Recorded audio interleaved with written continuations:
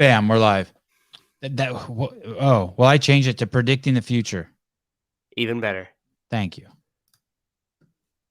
Hold up these. Have we ever had a guest suggest a title for the show?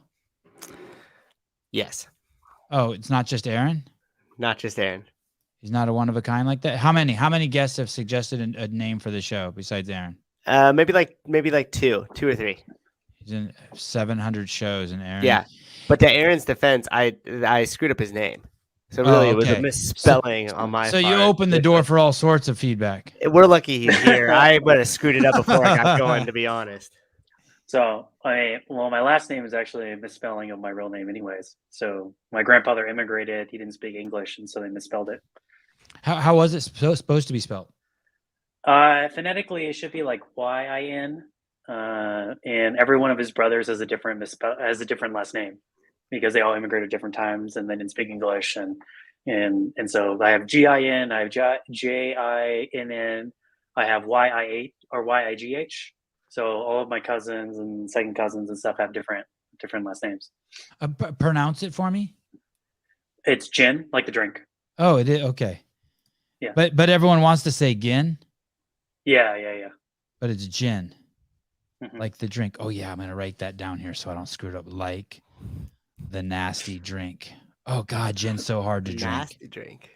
Do you like gin? Do you drink gin, Aaron? I don't drink it. I don't drink it all. Oh, okay. Good. No, I'm a teetotaler. A what? A teetotaler. What's that? It's like straight edge. Okay. Teetotaler is the other more erudite word for it. So. Is that an Urban Dictionary word, or it's just a word that like you need to know for your SAT and I don't know it? Yeah, it's a teetotaler was a movement that was kind of like late 1900s that these Christians believed that the Bible condemned alcohol usage. Yeah, and so it kind of spun out of that. So like some famous teetotalers are like Mormons, right? So the whole faith is teetotalers. And so it's named after the people who the original people who thought about it. So it was a bit of like a slang, a slander. But I choose it was really Yeah, like those guys are teetotalers. They don't drink alcohol. Yeah, exactly right. It's like those losers, right? Especially those Catholics are like, oh, those losers over there who don't drink, right? They don't even get their swerve on. Yeah. How are they going to meet any girls? Aaron, you're not married. I am not. No. But I think I was at your house and I think that you had a girlfriend, maybe. Oh no. No girlfriend. Those are just girls from the gym that you met. Okay, just girls from the gym. Just the onslaught that are normally coming through. Hey, is that this house, this room that you're sitting in? Is that the house that I visited? Yeah, this is my study. Wow, it's coming together. Yeah, it's fully built out. So all the inside's done. And so we're just doing outside work now. So this is one of my engineers lives with me, so that's his desk. And then I have some photos of every place I've been around the world. So like right there, the one in the corner, that is the Serengeti. So there's a bunch of lions on it. I took that are like walking towards the car and stuff. So super cool. God, thanks. By the way, I don't know if I ever thanked you, but thanks for having us at your house. That was cool. Oh yeah, it was fun. It was super fun. I'm happy you, Greg, and the crew came. It was great.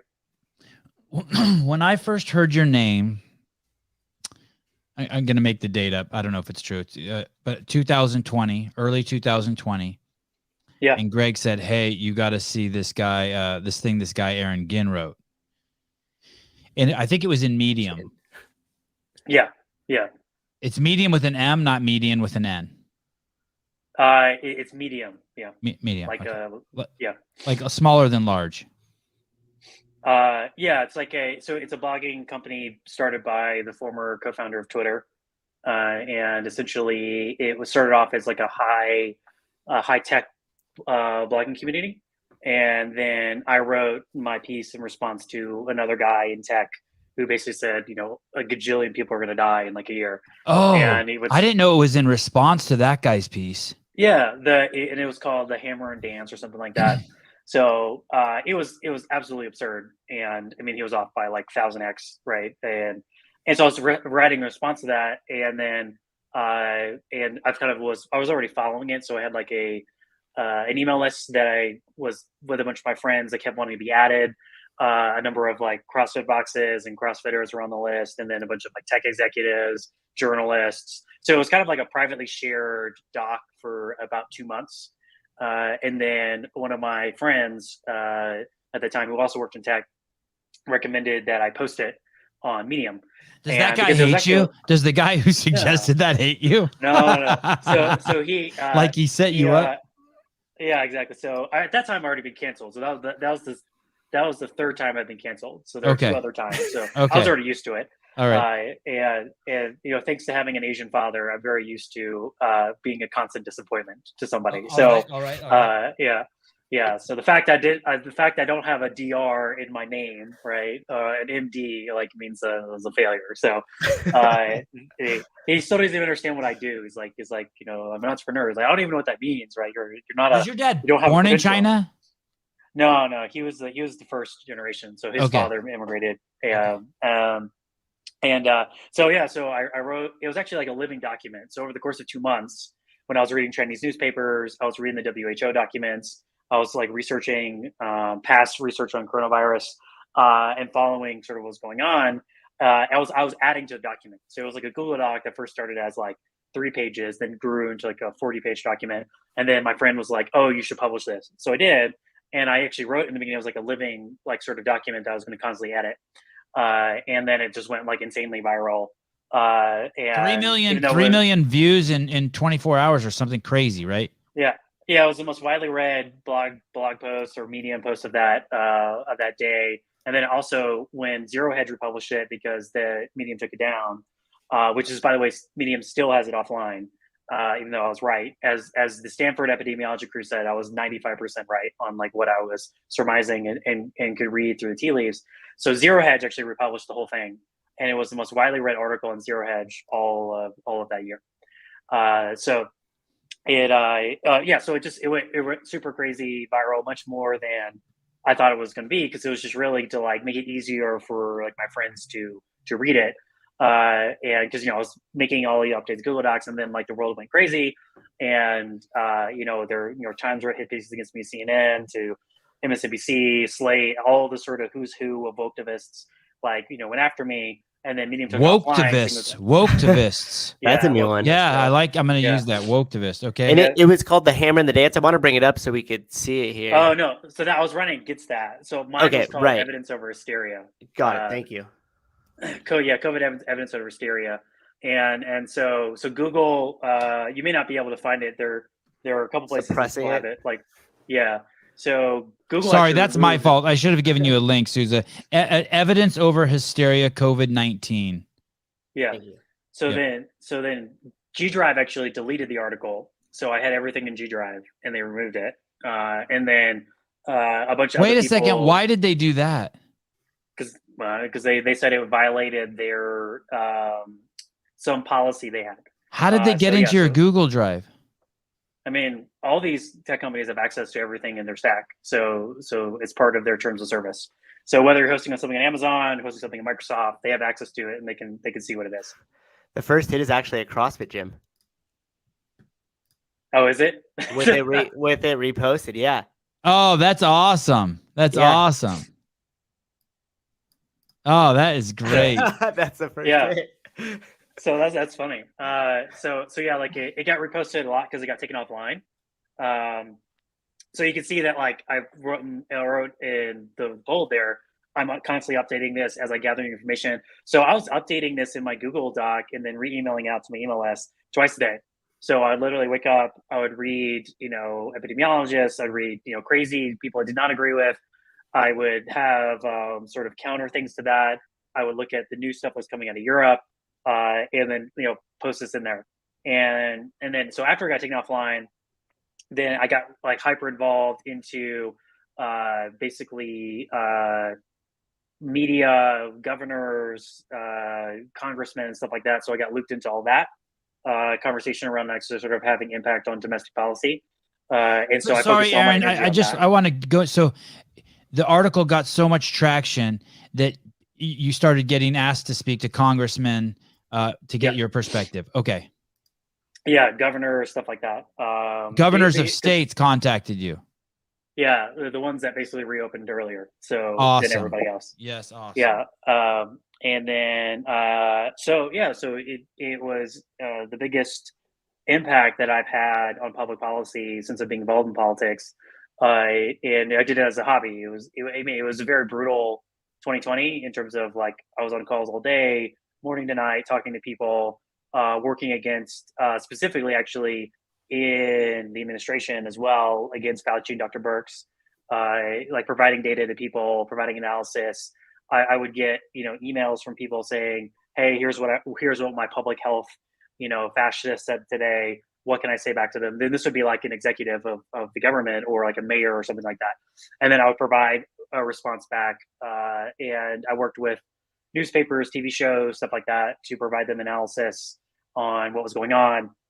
And overall, like I still stay true to sort of my core argument, which was that this is a risk, a very severe disease for people who are very well known and controlled, aka you're old and you're overweight, and that every energy should be focused on those people, but the rest of the population should continue on with life.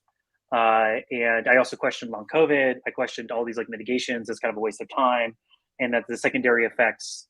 Actually, the last part of my big long article was I wrote about how that this would be used as a means of creating authoritarian aspects in the government, and that rapid inflation would be the cause of this, and that basically the people that are going to die from this disease are probably going to die anyways. And that came true. Like that there's very little evidence that anything that we did that cost not only children's education, like we still haven't even understood the ramification of missing school for 2 years, to the inflation rate that we're dealing with, to like a lot of these sort of current undertones around international affairs are basically the tensions as the free trade system broke down, right? Like Peru to Ukraine, are all consequences of this. And so, this will be kind of like, as we go forward into the next generation, we'll tell stories and it'll be sort of like the Cuban Missile Crisis. Like we'll tell kids that like, oh my gosh, you wouldn't believe this happened. They'd be like, oh my gosh, that really happened. Like people forced you to wear paper over your face. And like people thought that like sitting down was safer than walking past you. Like you're like, yeah. That's why your mom has a speech impediment, because everyone around her was masked and she never learned how to talk properly. Yeah. Yeah. Thalidomide babies, but they're going to be COVID babies. Like there are so many examples in public health history that I know you know about, where like the experts were adamant, just absolutely adamant, that smoking was amazing, right? And it wasn't that like that was it was literally universal within the medical field, right? Or different drugs that we prescribe, like and this was one of those scenarios. Except circumcision. Like, wait till we get to that one. Wait till we get to that. Fucking the whole country genital mutilation. Go see the movie American Circumcision. I know it's not popular. I know you guys don't want to know about it, but go see the movie. Yeah. So that was a wild year, and I don't regret it, because it felt one of those, as I know you felt, like it felt like an existential moment for the world, and that we had to fight. And this was not a moment to be like, I'm going to submit myself to a public health inspector who doesn't know anything about my business, doesn't know anything about my life, that somehow is granted this expertise that is totally based on BS. It's totally based on hubris. And it was a what's the right word for it? A shaking out of everyone's friend group. Wow. And you saw people who who stood by you for being heterodox. You saw people who stood by like our friends that were also heterodox. They were basically just presenting an alternative. What's that word you're using? What's the word? Oh, heterodox. What's that mean? Just alternative, like red pill based, like this. Okay. Yeah. And so like I lost a lot of friends, and that's one reason why I left San Francisco. I didn't know that. That is why you left the Bay Area? Yeah. Heterodox, not conforming with accepted or orthodox standards or beliefs. Yeah. Yeah, I mean that's. I definitely didn't agree, right? Yeah, right. Used to going CrossFit for 13 years, man. So. Hey, what happened with Peru and the Ukraine? You mentioned that. That went over my head too. What happened with them? Peru that's actually one of my 2023 predictions, was that there was going to be a democracy that was going to go through a coup and basically return to military rule.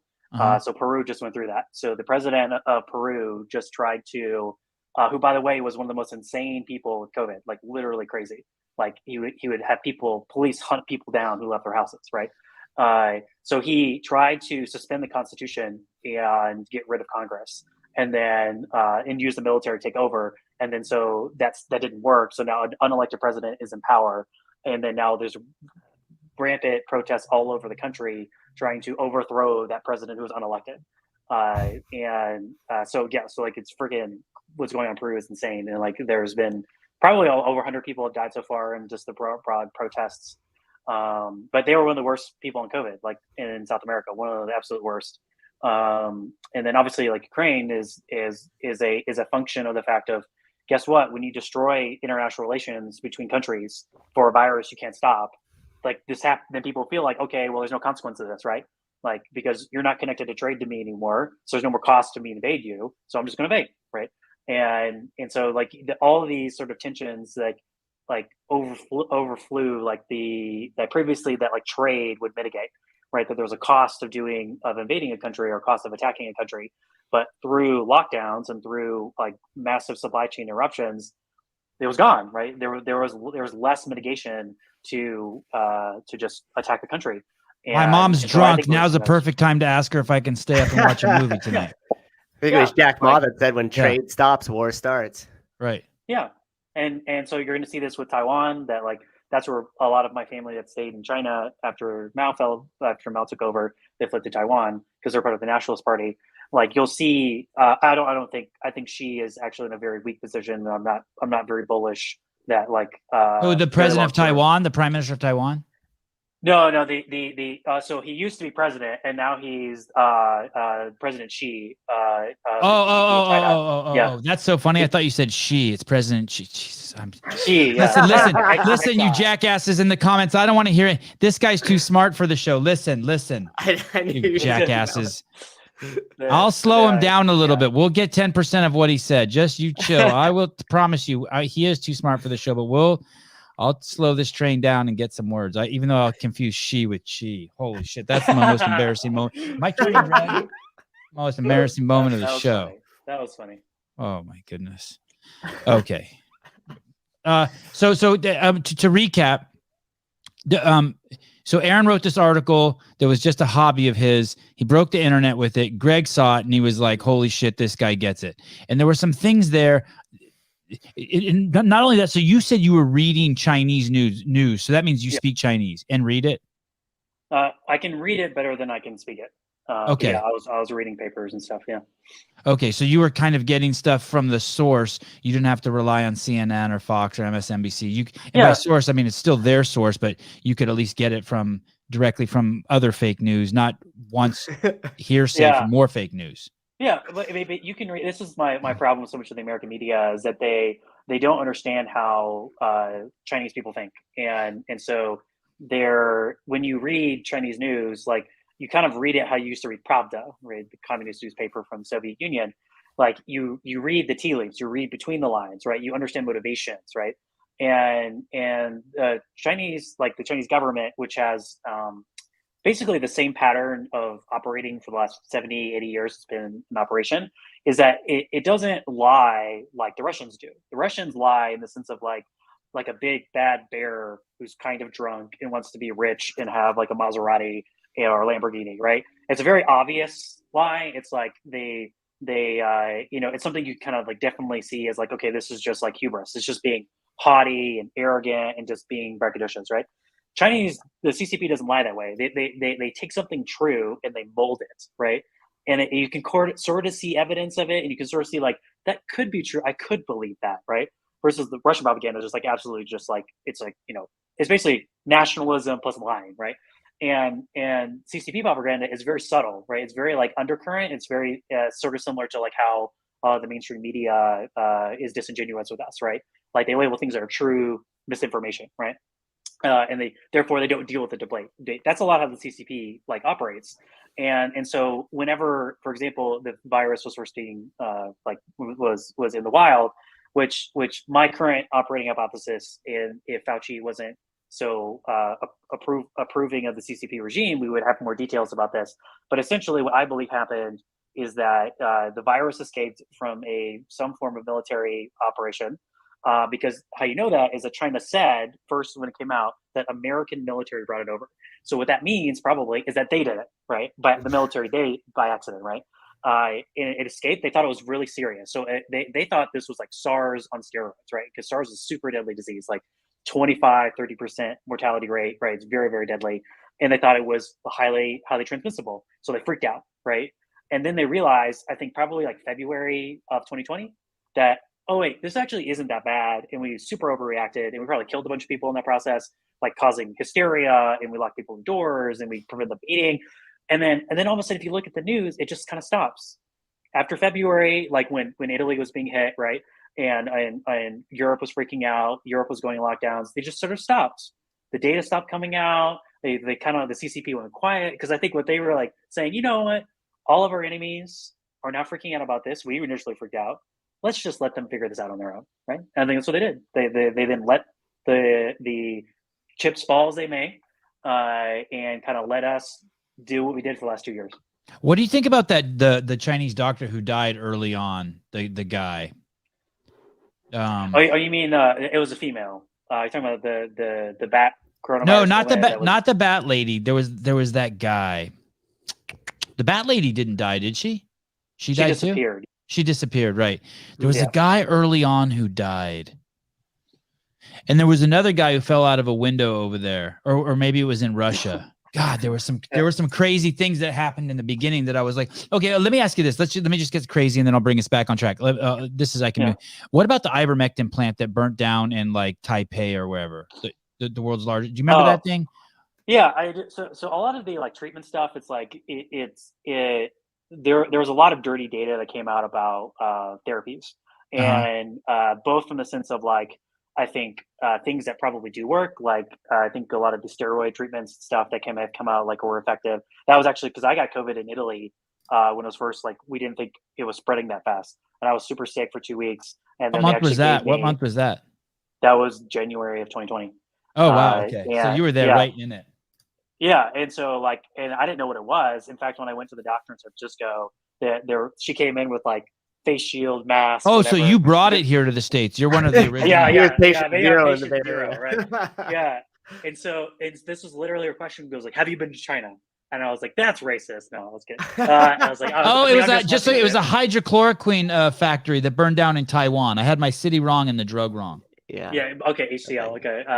So, and I said, no, I was in Italy. And she goes, oh, okay. She took all her stuff off. And she goes, okay, I think you just probably have the flu, whatever, right? It definitely was COVID. So, but like these treatment stuff, it's hard to measure a lot of the response rates because of how they do the sampling and how they do the controls. And so, for example, that there was that Veterans Affairs study when Trump was pushing hydroxychloroquine. And so that study was basically a lie. Like they literally invented the data and altered it to where it made Trump look bad. And now we know that for sure. Like literally the study's been withdrawn. It's been like criticized all around, even from like, masked Nazis and stuff.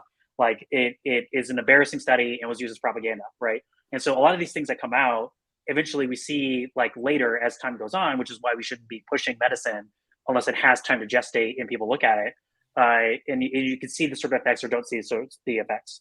So there are treatments that we basically rejected because AKA it was like for political reasons. One was the antibody treatments, which should work. Like logically, like from a biological perspective, it should work. And they were denied for over a year. Why? Because President Trump was pushing it, right? And if you look at the most recent example with Governor DeSantis, who also was pushing it, like you saw, Biden basically respond to where, you can't actually have those treatments, right? So, like this is where like science, which I know in the CrossFit world, right, nutrition and fitness science have always been intermingled with politics, and that's something that CrossFit, we've been living through. But like the culmination, I think, of people the COVID thing was that now the insanity that we thought was only in academia, we used to just joke around being like, oh, those are just people who work in universities. It's not going to impact my life. Literally, they were causing people to go unemployed, causing the world to implode over literally no data, right? Yeah. And stopping kids from going to school. Hey, my kids can't go to school in California. Why? Because they don't take the drugs. My kids aren't on the drugs. Oh, really? They still enforce that? Really? Wow. All sorts, dude. All sorts. You should see the protocol. It's crazy. Not just COVID. All of them. All the drugs, dude. Hey, once you figure out COVID was a scam and that vaccine was a scam, and then you just like scratch like this hard on the surface of the measles vaccine, the whole fucking thing starts to fall apart. Go ahead. No, yeah, like, and I don't know anything about is it the MMR? Yeah, I don't know anything about those stuff. Like, well, this is not my. You will when you have kids, buddy. You will if you have kids. You'll look into it and you'll be like, oh my god, duh, it was a scam from the beginning. Well, what I believe fundamentally about the way government should work interacting with people is like I believe in the sovereignty of the individual, but not because the individual doesn't make bad decisions. It's because the other side of the decision making paradigm, which could be like the collective, has so many negative, massive secondary effects that are so harmful to the world that you shouldn't even encroach, right? Yeah, certainly individuals will do bad things, but the thing is like it's much more controllable than if you have the collective do bad things. And the same applies to like free speech and censorship, right? It's not like because I'm a free speech almost purist and absolutist. I'm not in certain scenarios, but those are very specific, very narrow, and they've basically been adjudicated through the Supreme Court in a very in such a bulletproof manner that like I basically follow that. But either way, if you think about free speech, it's the same thing. I don't believe in free speech because there's bad people who say mean things to you.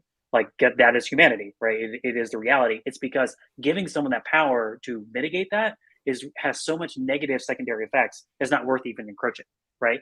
And so I always say that I have the Mark Cuban, who is a moderate, Mark Cuban is like he's a moderate Republican, sometimes Democrat, VC basketball owner. He says, I want to know who the stupid people are. That's basically my free speech position. Like, what is the downside of having people who are really awful and gross and grotesque saying what they want? Oh, now I know that person. Like, now I can block that person, right? You don't have to read their stuff. Like, I don't understand this like movement, which COVID like epitomized, right? COVID was the culmination of Trump hysteria, authoritarianism that just peaked itself, right? Like, I don't understand this obsession of like being a parent, like in the room when someone says something you don't like, but you don't even know that person, and taking one statement that they made and dehumanizing to the point where like they haven't done anything else in their life. And I have no sympathy for that. It's hard for me to even like intellectually understand, but like that is like where our culture is today. It was just terrifying, like that we can't just deal with different. The perfect example, I think, I'm trying to understand like the big ones of what you said, but when Trump was in office and they were developing the mRNA concoction, I mean, we've all seen the video. There's an amazing edited together video of all the high profile Democrats saying they'll never fucking take it because it was made while Trump was in office. And the second he was out of office, they flipped the script. And I think that perfectly illustrates what you're saying. It's like this crazy hysteria. And you're right. I don't intellectually understand it either. I intellectually do not understand how you could make that jump just based on who was office when that was made. Maybe there is. It's not like Donald Trump was in the lab making that shit himself. Yeah. Is that you think one of his pubic hair got in there or something? Like what? But he used the word sovereignty. Sovereignty means supreme power or authority. And Arron Ginn, as in the drink, believes that us as individuals have the supreme power or authority over ourselves. Over ourselves. How about the abortion one? That one's kind of crazy, right? In what sense? Because the girl has to have supreme authority over herself, but the baby in there needs to have supreme authority over itself. One of my friends explained it to me like this. He said, when the girl lets the head of the penis crest past her labia, that's where she has to make the decision. That's where she has supreme authority over herself. And then once it crests past that, then then the baby gets is renting space in the stomach that the Constitution now belongs. It now has sovereignty inside the womb. Yeah. I don't know where I fall on it, but I don't want to kill babies, but I don't want to put rules on girls. So I'm all fucked up on this one. Well, no, I think that they're just because you have I'll phrase this in a maybe a political sense. So like one reason why libertarians and I have very strong libertarian leanings on many things lose elections, right, is because they don't have any meaningful power. Like they make stands that like I mostly agree with, right? It's because they're more interested in having a pure position than actually being effective. And very much so that like, Cato, which is, as you know, right? You've been to Cato. I went over there a few times. Like, bunch of smart people like you where I want to be like, oh, what's that word mean? So the building faces away from Congress because they're always a third wheel. Like they have. Oh, I didn't know that.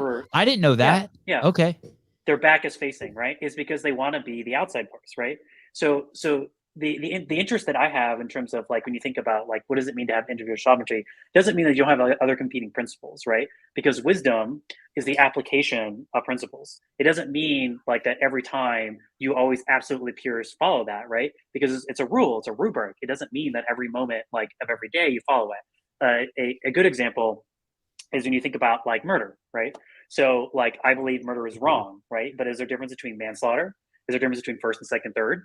All right, of course there is, right? Because motivation, it matters. Premeditative, it matters significantly when you murder somebody, right? If you do it by accident or you do it in grades of premeditation, it doesn't mean that like because someone did it from an accident perspective that you're now opposed to murder. Of course not, because judgment is the wisdom application of principles, and our society for some reason, and I think this goes down to this trustless, like we're losing trust in institutions like overwhelmingly, right? Is because we have removed the humanity from making judgment. So we want these purist rules that are sort of like insane and absurd, like as in like always wear a mask, right? And you're like, but really, like, but is that what is really? Maybe I can understand in the healthcare setting, I can understand in like other environments, but there's no wisdom, right? Because we don't trust people, and I think this is the failure of currently where we are in our country. Is because to be free, you have to trust people. So going back to the individual sovereignty, that's how it works, right? It's not because I want everyone to be an isolated libertarian living in Montana. It's because you have the choice of who to create social relationships with, to create trust between people, because you are ultimately the best person to make that decision, not the government, not anybody else. So that is the founding idea, is that we can trust people to make social bonds. And our society now, this is why I think CrossFit is so effective, is because it became like a church. Like I'm a devout evangelical Christian, and it became a religion to people who did not have any form of way of trusting people, and it drew them in. And they're like, oh, I have a framework, I have values and norms, and I have rituals, right? I have the open, and I have these heroes, right? It's like the hero's journey, right? They have all that, and so for us to return back to, I think, the orientation which like I want desperately, is like we have to learn to trust people again and let them fail and forgive. So wokeism is, I think, a one reason why it's so hard, I think, to like pinpoint, like you said about like woke brain created that vaccine logic, right? Orange man made it bad. Now Biden produces it, great, in a pharma company, which still boggles my. Oh, pharma company makes it, so it's great, right? Yeah. Give it to your kids. Give it to your kids. Yeah. The younger, the better. 3-year-olds. Yes. Yeah. Fine. Inject them. Yes. Yeah, even though they're far more likely to die of the flu, like almost like 100 times more likely to die of the flu. Like, and there's this like weird pattern in wokeism that is so hard to pin down because it's an anti-theology. There's nothing there. It's just anti something, right? And it goes down to when you have a trustless the society that we're in, where it's like such lack of trust between people and strangers, and trusting their judgment, basically letting them make mistakes. Like trusting them to, not have these crazy onerous rules that make them do insane things within the government. And so instead, like wokeism inserts itself because it creates some resemblance of values and norms and rituals, right? Because there's all that. There's a penance, there's a sin, right? There's public witch burning. And so sacrifice. Like, So the way to, like, I think, prevent the society from drifting down to this horrible Marxist direction that we're going is we basically have to get people back involved in social institutions that create good people, that create norms and values between them and fabrics that allow them to basically see people more as they are, which is that humans make mistakes. Humans do great things and do bad things, right? Aaron, you know what I was thinking the other day? You just helped me flesh it out one more level. You're probably going to just completely define it for me, which would be great. All of us are religious, but we don't know it, in the same way that all of us need to breathe air. By that I mean, if you don't think you have a religion, that means you have a religion and you don't know what it is. It would be as dumb as me saying that I don't breathe, and you'd be like, oh, this guy fucking doesn't get what he doesn't understand respiration and what's going on. We have an amulet inside of us somewhere. And it needs like things to survive, and those things are oxygen, and it doesn't necessarily need shelter, but it needs oxygen and some food, and it has a desire to fornicate or ejaculate or procreate. It's driven like heavily by that, and then also it has a religion. But since we can't touch that thing, people forget we have it. But I'm at 50 years old, I'm finally realizing, holy shit. Everyone I know has a religion, and some people literally, I don't even mean this with any poetic license. Some people, their fucking religion is Don Lemon. Yeah. It fills that hole, right? Yeah. The hole in the heart. Like, you have to have it to exist. Yep. It's an ideology, though, right? It's the ideology of the left that is the religion. But I'm not even saying that as like in a poetic way. I mean, like you literally need that, like you need air, but but since we don't call it religion, I guess maybe we need to change what we call it. I mean, but then the religious people will probably think it's blasphemy. But they put something in there that shouldn't be in there. It's like trying to stick a fucking candle in the back of a battery in the back of a flashlight to get it to work. It's like, dude, that thing doesn't work on candle power. It's a fucking battery that goes in there. They have all their shit fucked up. And I'm not a religious man at all, but I'm starting to get it. Like, oh shit, I better pick something because I better figure out what my religion is because I got one. There's a Greek word for it, isn't it? Like paideia, where it's baked into. Oh yeah, get Aaron. Get Aaron something he doesn't know. That would be fucking awesome. What's 3652? Clip that. Yeah. Go ahead. Well, I was going to say that's something that the Greek always baked into it. It was the culture of like which is what you're saying, Sevan, which was their religion. And so it was kind of baked into the way that they behaved in society, the way that they conducted themselves. And one of the things that was there was a power higher than themselves. And so they were all able to operate within this freedom under the kingdom of Christ, which was the higher power above them. And this was baked into all their teachings, even though they were they were still acceptable of all other religions. It was kind of unifying everything under a God. And apparently, if you were to say, where did this trend start? Where did the crack in the dam go before we all skewed away from that? Is they normally say the educational system, right? Is where that paideia was lost, and then the new ideology of the woke was implanted. Would you raise your kids as Christians if you had kids, or would you let them find? Were you raised as a Christian, or did you have to find that on your own? I was not raised as a Christian. I am the only evangelical Christian in like my whole broader family as well. Okay. And so like I was very strongly challenged from my dad when I had my interaction with Christ when I was very late in high school, like 17 or 18.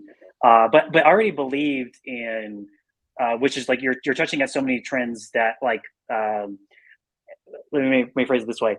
Every idea has a parent, right? There's a source, but not all parents explain all ideas, right? There's a lineage that creates what we believe today.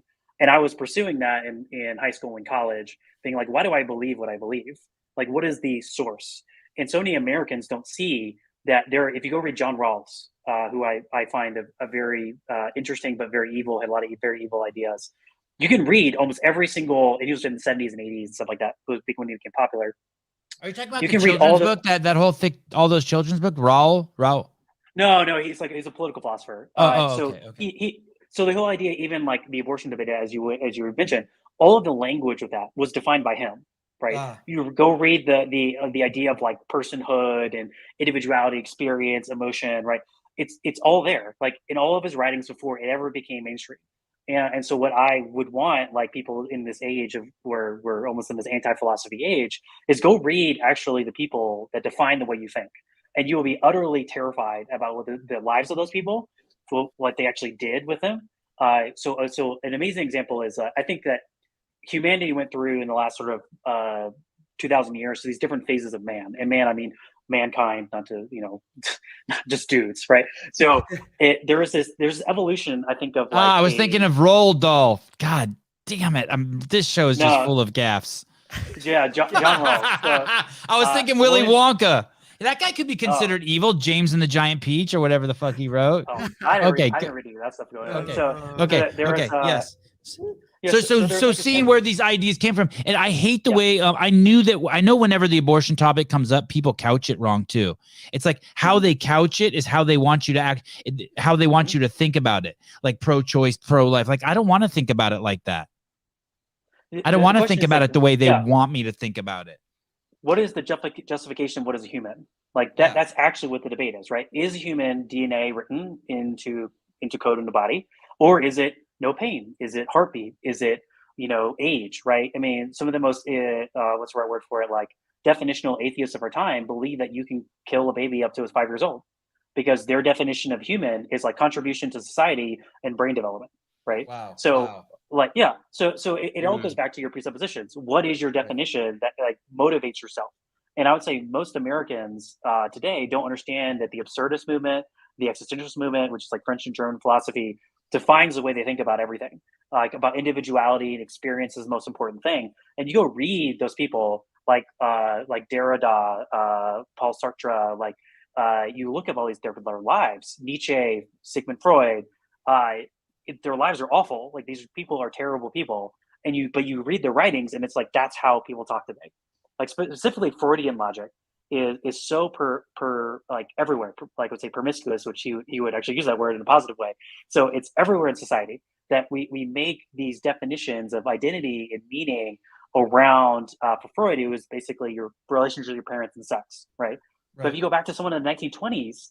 That's not the way they thought about the world at all. They thought the world revolved around duty, religion, society, like how to serve your family and how to lead your family. So if you take someone from the 1920s and like put them today, or take a freaking high school kid now, put them in the 1920s, they would have no idea what's even going on. They don't even understand what you're saying to them from like a meaning and metaphysical perspective. Because as you said to the point earlier, that everyone has a religion, absolutely. Like the meaning that we need in this world has to come from something greater than ourselves. And for those that choose to make meaning devoted to only the material, you end up with really bad things. And I don't understand the sort of new atheists that kind of like fell away, because new atheists, like that would be, Dawkins, for example, they opened the door for wokeism because they thought, oh, this would be clever and funny to like eliminate Judeo-Christian values, right? And then they saw the monster that came from it, which is Marxism, right? Because guess what? 100 years ago, we already learned that lesson, right? When you remove the Judeo-traditional value framework, which is like Imago Dei, every person's an image bearer of God, everyone deserves equal justice, that there are duties and social norms that transcend the individual. These are all Judeo-Christian norms, right? When you remove that, because it's all fun and dandy and like, I can't prove this, can't prove that, like you actually end up to the devolution and destruction of society, and like freedom goes away. But this is exactly what Marx wrote, what Engels wrote, what Nietzsche wrote. Like these are all things that we already know. And then now people are surprised, like wokeism appears, but it's like, but for when I was growing up in high school, that was the mantra. It was dumb to be Christian. It was stupid to be Christian, right? Mm-hmm. And then I had an interaction with Christ, and I like felt this immediate amazing relief of grace. The fact that I didn't have to earn my salvation, I didn't have to earn love. And guess what? I'm a much more happier person, and it's also works. Like that's what I never understood about like new atheism. It's like it doesn't work. It doesn't create human flourishing. It's proven in the Pew studies. Religious people are far more happier. They live longer. They have more kids. They're more wealthy. They're more successful. They have less, drug addictions to whatever. And then new atheism comes, is like, oh, I'm going to create the problem of evil and try to like, oh, but then you ask them, well, what's your answer to the problem of evil? I don't have an answer. Oh, okay, because you're just like a little child that just like poke and criticize people and don't have any meaningful philosophy behind you. You're just you just want to critique and to criticize. You have nothing behind what you actually believe. Yeah. You just described me until I was 39. Well, I had some pretty profound experiences at a younger age, in my 20s, that made me realize that the unknown exists. Yeah. I never was willing to, and to this day, I'm not willing to define it, but I definitely cultivated enough awareness to become aware of the unknown. And it feels good though. Like, it's the greatest thing that ever happened to me. Yeah. And I can understand people like you because of it. Someone came on the show the other day, Arron, and I'm like, God, I really just don't even understand what morals are. And I just don't get like, because I don't have anything in me. And he said, well, what about objective moralism? I'm like, that sounds crazy. What's objective moralism? And he goes, well, would you want anyone to hurt you? And I said, no. And he goes, is that why you don't hurt other people? I said, exactly. He goes, those are your fucking morals. Today I pulled up at the gas station. Let me float my boat for a second. I pulled up at the gas station. There's a guy in the pump in front of me, and he thinks I'm going to hit him. And he's probably like 80, 85. And he's leaned up against his car, and he starts screaming at me. Fucking screaming. So I'm and so I get out of my minivan, and I go, what's up, Pops? And he goes, you were going to hit me. And I go, I'm so sorry. I was going 1 mile an hour, by the way. I was going back and forth to try to get closer to the pump because I'd make a weird angle at it.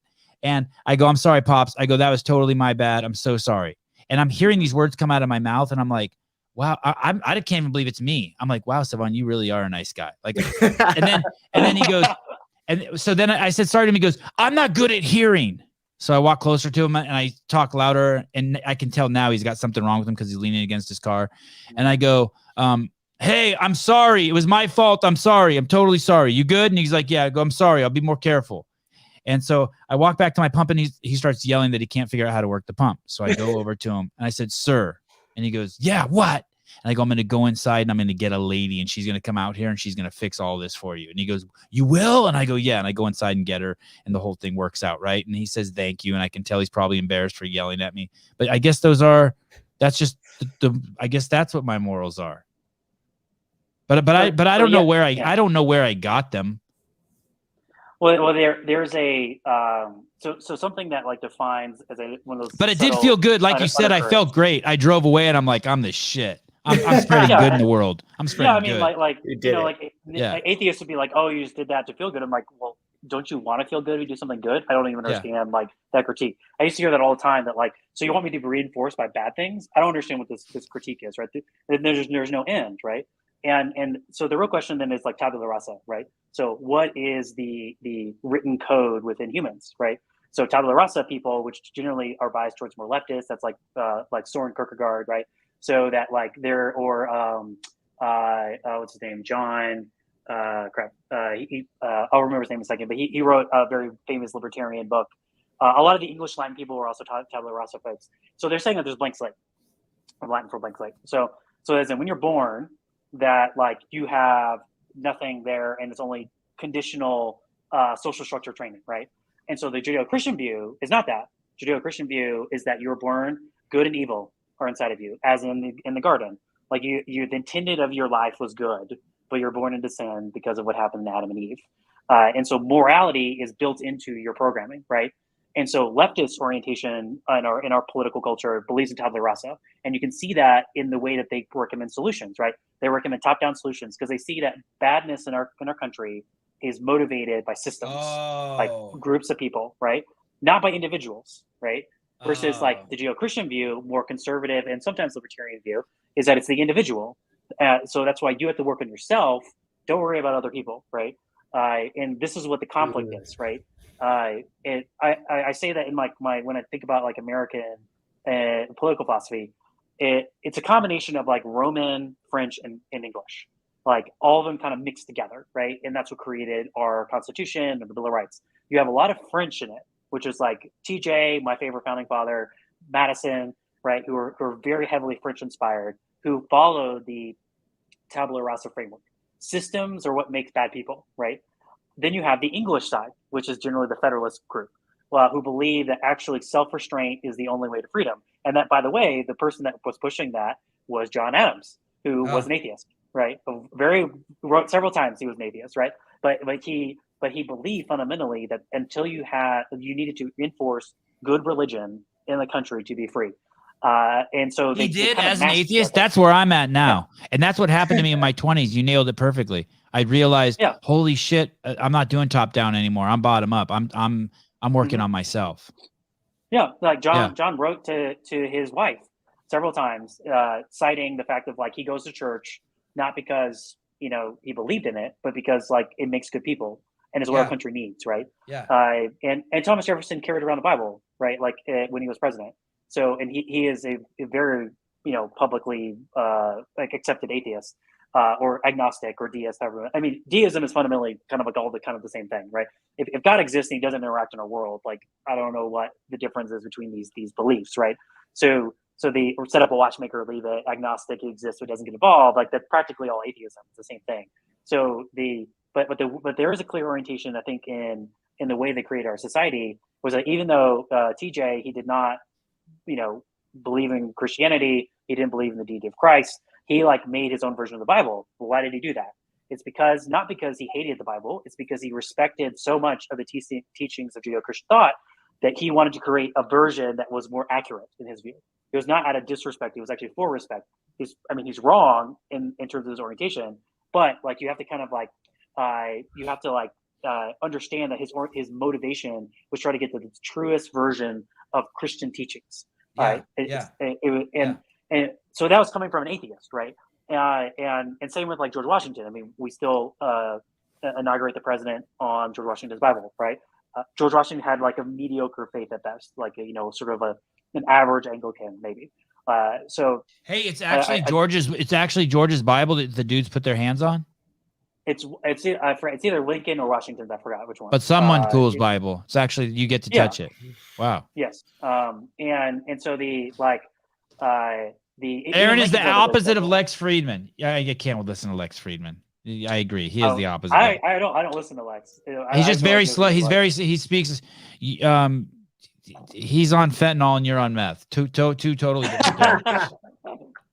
So, but yeah, like I think you're right in terms of as you got older that you saw that there is something inside of us that needs to be trained, that is oriented towards morality, and you don't exist in a vacuum to where, I'm the smartest person in the world, I'm going to be this atheist. It's actually like freedom resides in humbling yourself and realizing you can't know everything. I mean, literally can't. I mean, 90+ percentage of the universe is unmeasurable. There's no way us to know anything about it, right? It's completely unmeasurable. Like it doesn't exist within our ability of science. Greg just told me what you're saying today. He goes, can you imagine walking around thinking you're the smartest fucking person alive and telling people to take injections and wear masks and to put down this whole, like, the fucking arrogance of just so many fucking people? Yeah. Exactly what you were saying. Crazy. But, yeah, there's something freeing in being humble and in terms of accepting that I'm not the smartest person in the world. I'm not the strongest. I'm this. And it's kind of also like my attitude towards CrossFit is that like I knew I was never going to go to the games, right? It's this kind of motivation that people, and you know them like that, like they're there every day, but you just know like I know athletes, and you're like, there's no way you're going. But did you see they just obsess and they melt from their face when they are off by 30 seconds or whatever, and like I just go to CrossFit because it's fun. And it's something to meet people who are of other similar personalities to me and values of me. But like anything that puts in that place, that hole that does not, in my view, belong to God, is then what creates these bad pathologies in our culture. Because it's not like, so sin in the Bible is most often referred to as hata. And so hata doesn't mean like how I think people understand sin is like, oh, it's bad. That's not what that word means. What it means is to miss the mark, right?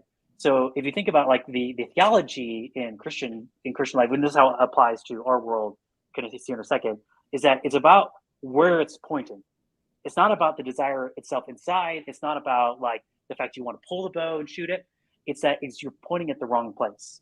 And the same with the CrossFit. It's like CrossFit in my worldview is very healthy. I do it because I like the people. It's fun. I get to like hang out with people like you and Greg, right? But the people that like are never going to make it to the games, it's like self-destructive. It so weighs on their soul rather than just me going to them like, hey, you're not going to make it, and guess what? That's okay, right? And the world will continue, right? And same with masks. It's not like I don't think it's never okay to wear a mask. Like I understand the studies around hospital settings looks really valid. You should probably do that, right? But to then make it a carte blanche because you fear wisdom and judgment and humanity, right? To have any of those, you need to see people as humans, right? You get to these absolute idealistic rules and these insane statements around 99% effective vaccine. Like, and I remember when that came out, I was like, that's total BS. No vaccines ever work that way. No vaccines ever work that way. You're telling me something that they synchronized via a computer, like sequence via a computer, that you tried a new platform, mRNA, which, by the way, has been around for a number of decades, was never approved for anything because of how dangerous it was. Right. And then all of a sudden, boom, it works. Like, come on, like, I'm not stupid. Right. But you have this, like, when you put that thing there and you don't have something to check yourself, which is like humbling yourself before God or the creator, someone else you hold accountable yourself to, you get to these weird, really idealistic behaviors, because it's not like, again, that I'm opposed to vaccines, I'm opposed to masks. I'm opposed to you saying people that if you don't wear a mask, you're going to kill somebody. Like, or if you don't get vaccine, you're going to kill somebody. Right. Yeah. That's the insane thing. Especially when there's no data to prove it. And you see that there's no data. And yet if you say it, you can still get people to believe it. At that point, there's become something like overtly malicious. I mean, there was this study that came. Oh, actually, I want to. Can we play? I have to pee. Can we play something for 55 seconds while I run to the bathroom?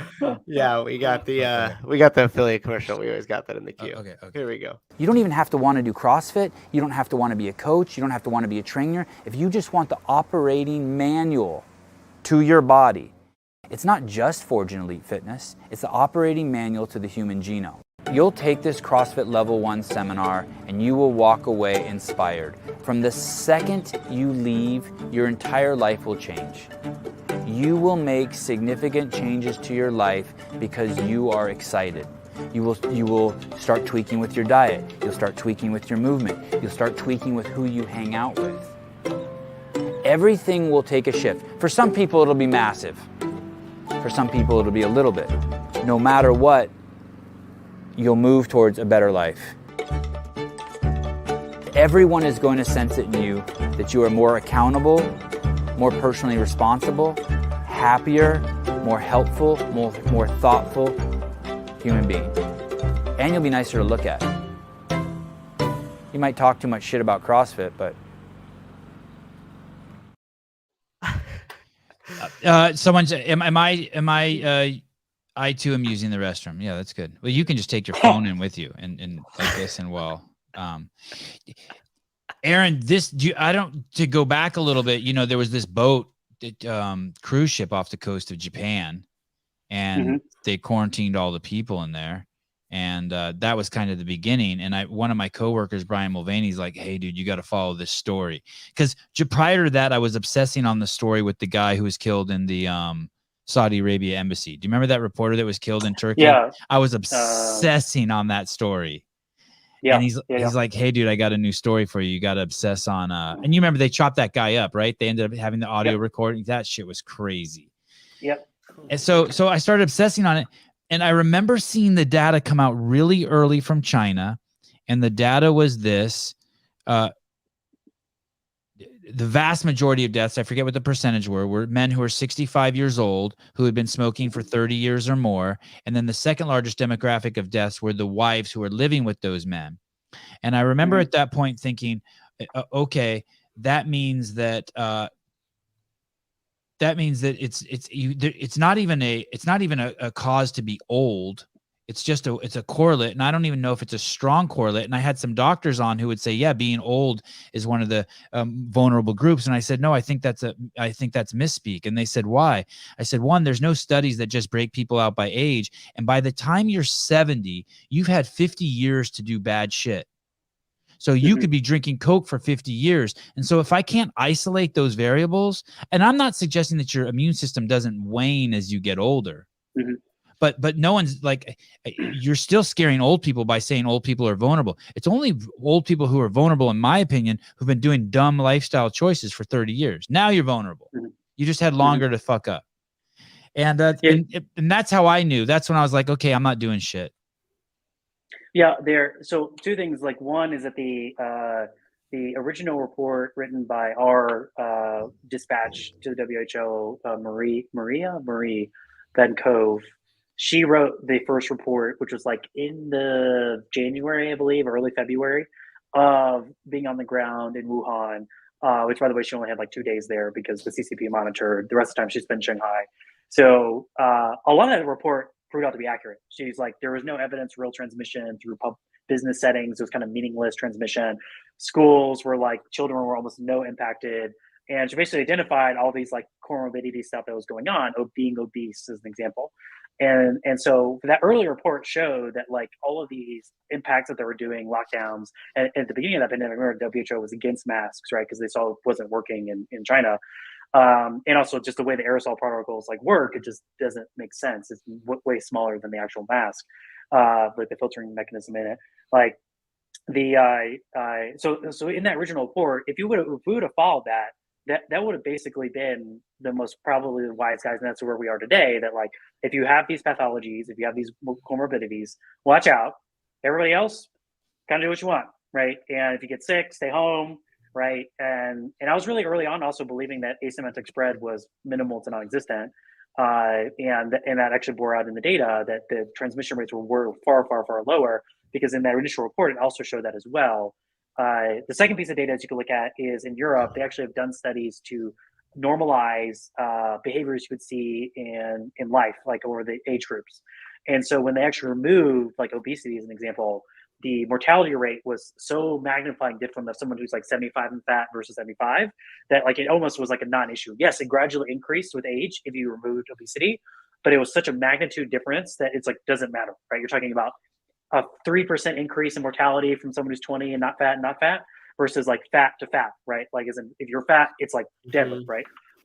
And so that's why I thought the whole recommendations that they were pushing out, like closing CrossFit gyms to, staying at home, watching Netflix, like it was just all insane. It was and the people actually doing the work, we just forgot about, like these essential workers. We were like, who cares about them? Let me stay in my house and feed me, right? Like that cartoon movie, right, where they're driving on the little floating things and just stuffing food in the face, yeah, right? Wally. Yeah. Like, and I thought like the whole lockdown thing was like a classist attack on average working people, and it's really sad because I think that is the predominant political battle we're facing is classism. We have a bunch of people who are very powerful, not necessarily rich, just a bunch of people who are really powerful who go hang out in Davos, right? Davos crew, and they think that they should control everything. They most of the time they are jealous of people who are very successful, who actually did something in this life, and so they create these little entities. Excess elites is another way of phrasing it, who give them meaning and purpose, right? And so they think that they deserve to control everything, and kind of like rule over these fiefdoms so they can be rich.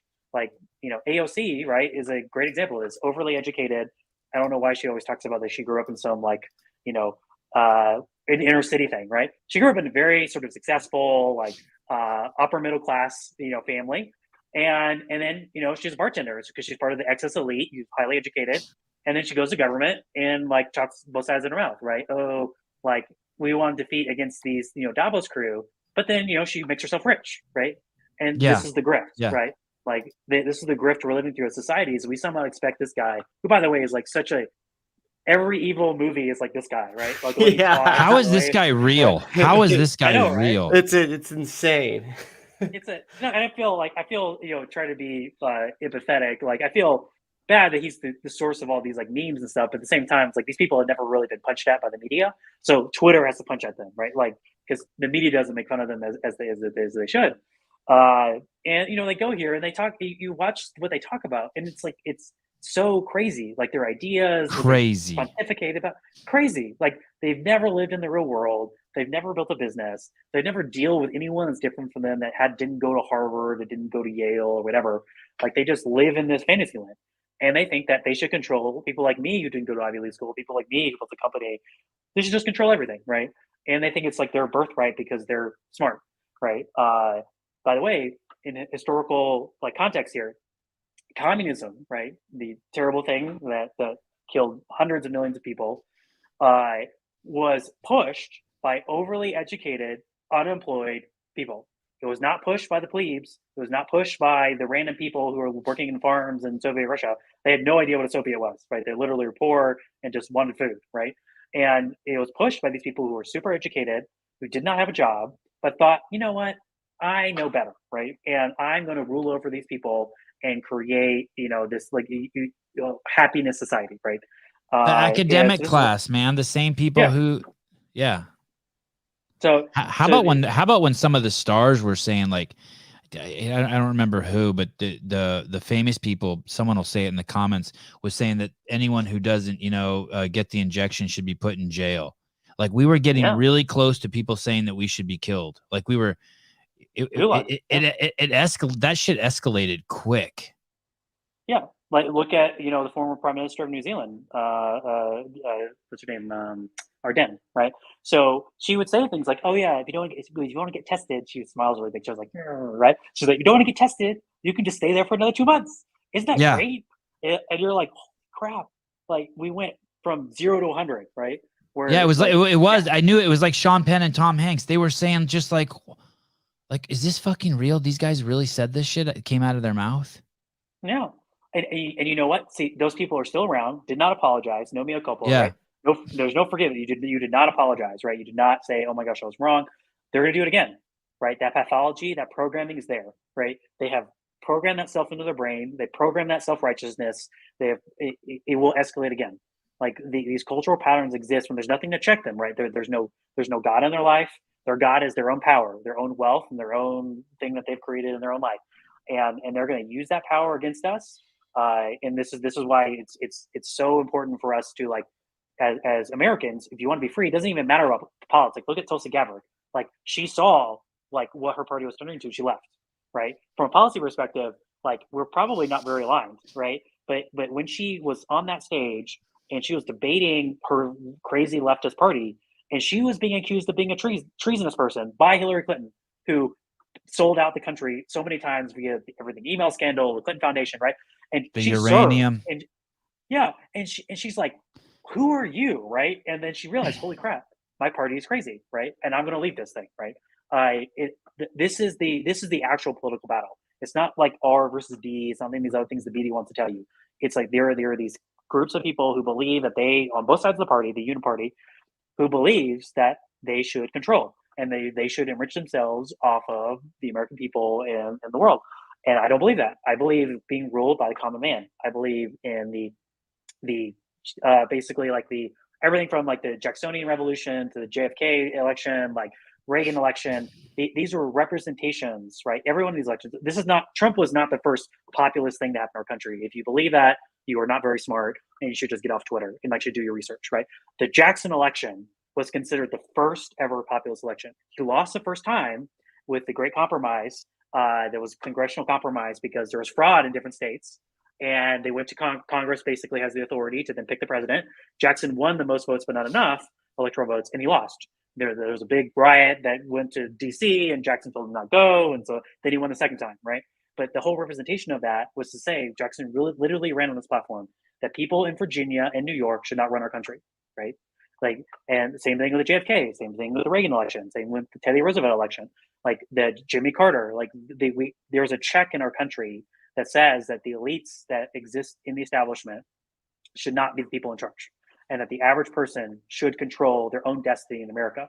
That money we're sending to Ukraine is not U.S. government money; it's your money. It is your money that they're taking or taking away from your children. And we don't think of it that way, but we need to understand it that way, because that's why it's so important that we're spending more money on Ukraine than our own borders, and then in some branches of the military, more than the Marines. We're sending money over there, right? And weapons and all this stuff. And we just sort of kind of shrug and being like, oh, like, it's about democracy. Both of them are dictators. Like, oh my gosh, like, do we really need to go through this? Like, both of them have banned religions, have banned free speech, have basically conscripted people. Like, they are both the same thing. Kill homosexuals. Yeah, you can't get married in either of the countries. You can't have freedom of religion in either countries. There's no free speech in any of the countries. Like, I don't want them to be invaded. I'm sorry, it happened. I mean, it's bad. But the history of the world is what? Like, to quote Kamala, big countries invade smaller countries. Like, that's just what happens, right? We didn't say anything when Saudi Arabia invaded Yemen. We were just kind of like, oh, good job. Like, and that was a massive humanitarian crisis, and we just sort of ignored it, right? So powerful what you're saying too. I love the way you contextualize and make it relative. You contextualize and make it relative by like, hey, this is more money than we spend on the fucking Marines. Like, you're not joking. Like, and whose money is this? Like, it's your money and your kids' money. It's not the government's money. That's the problem that a lot of people have too. They keep saying the government, and it's us. It's people. It's It's kind of a way to word fuckery to displace personal responsibility. Yeah, yeah. And this is the whole point of all the systems in our government is to create checks, right? Why House representatives are elected every 2 years? Why the state is actually supposed to elect a senator, like not the people in the state legislators themselves. These are all in the original Constitution. These are all designed to create checks, so you prevent one thing from overpowering the other. And so I believe in. I know you and I are texting about my 2023 predictions. So like one was I said that Biden was going to resign because of the scandal. That's kind of crazy what's going on right now. Second one was like a democracy be overthrown by a coup attempt. That was Peru.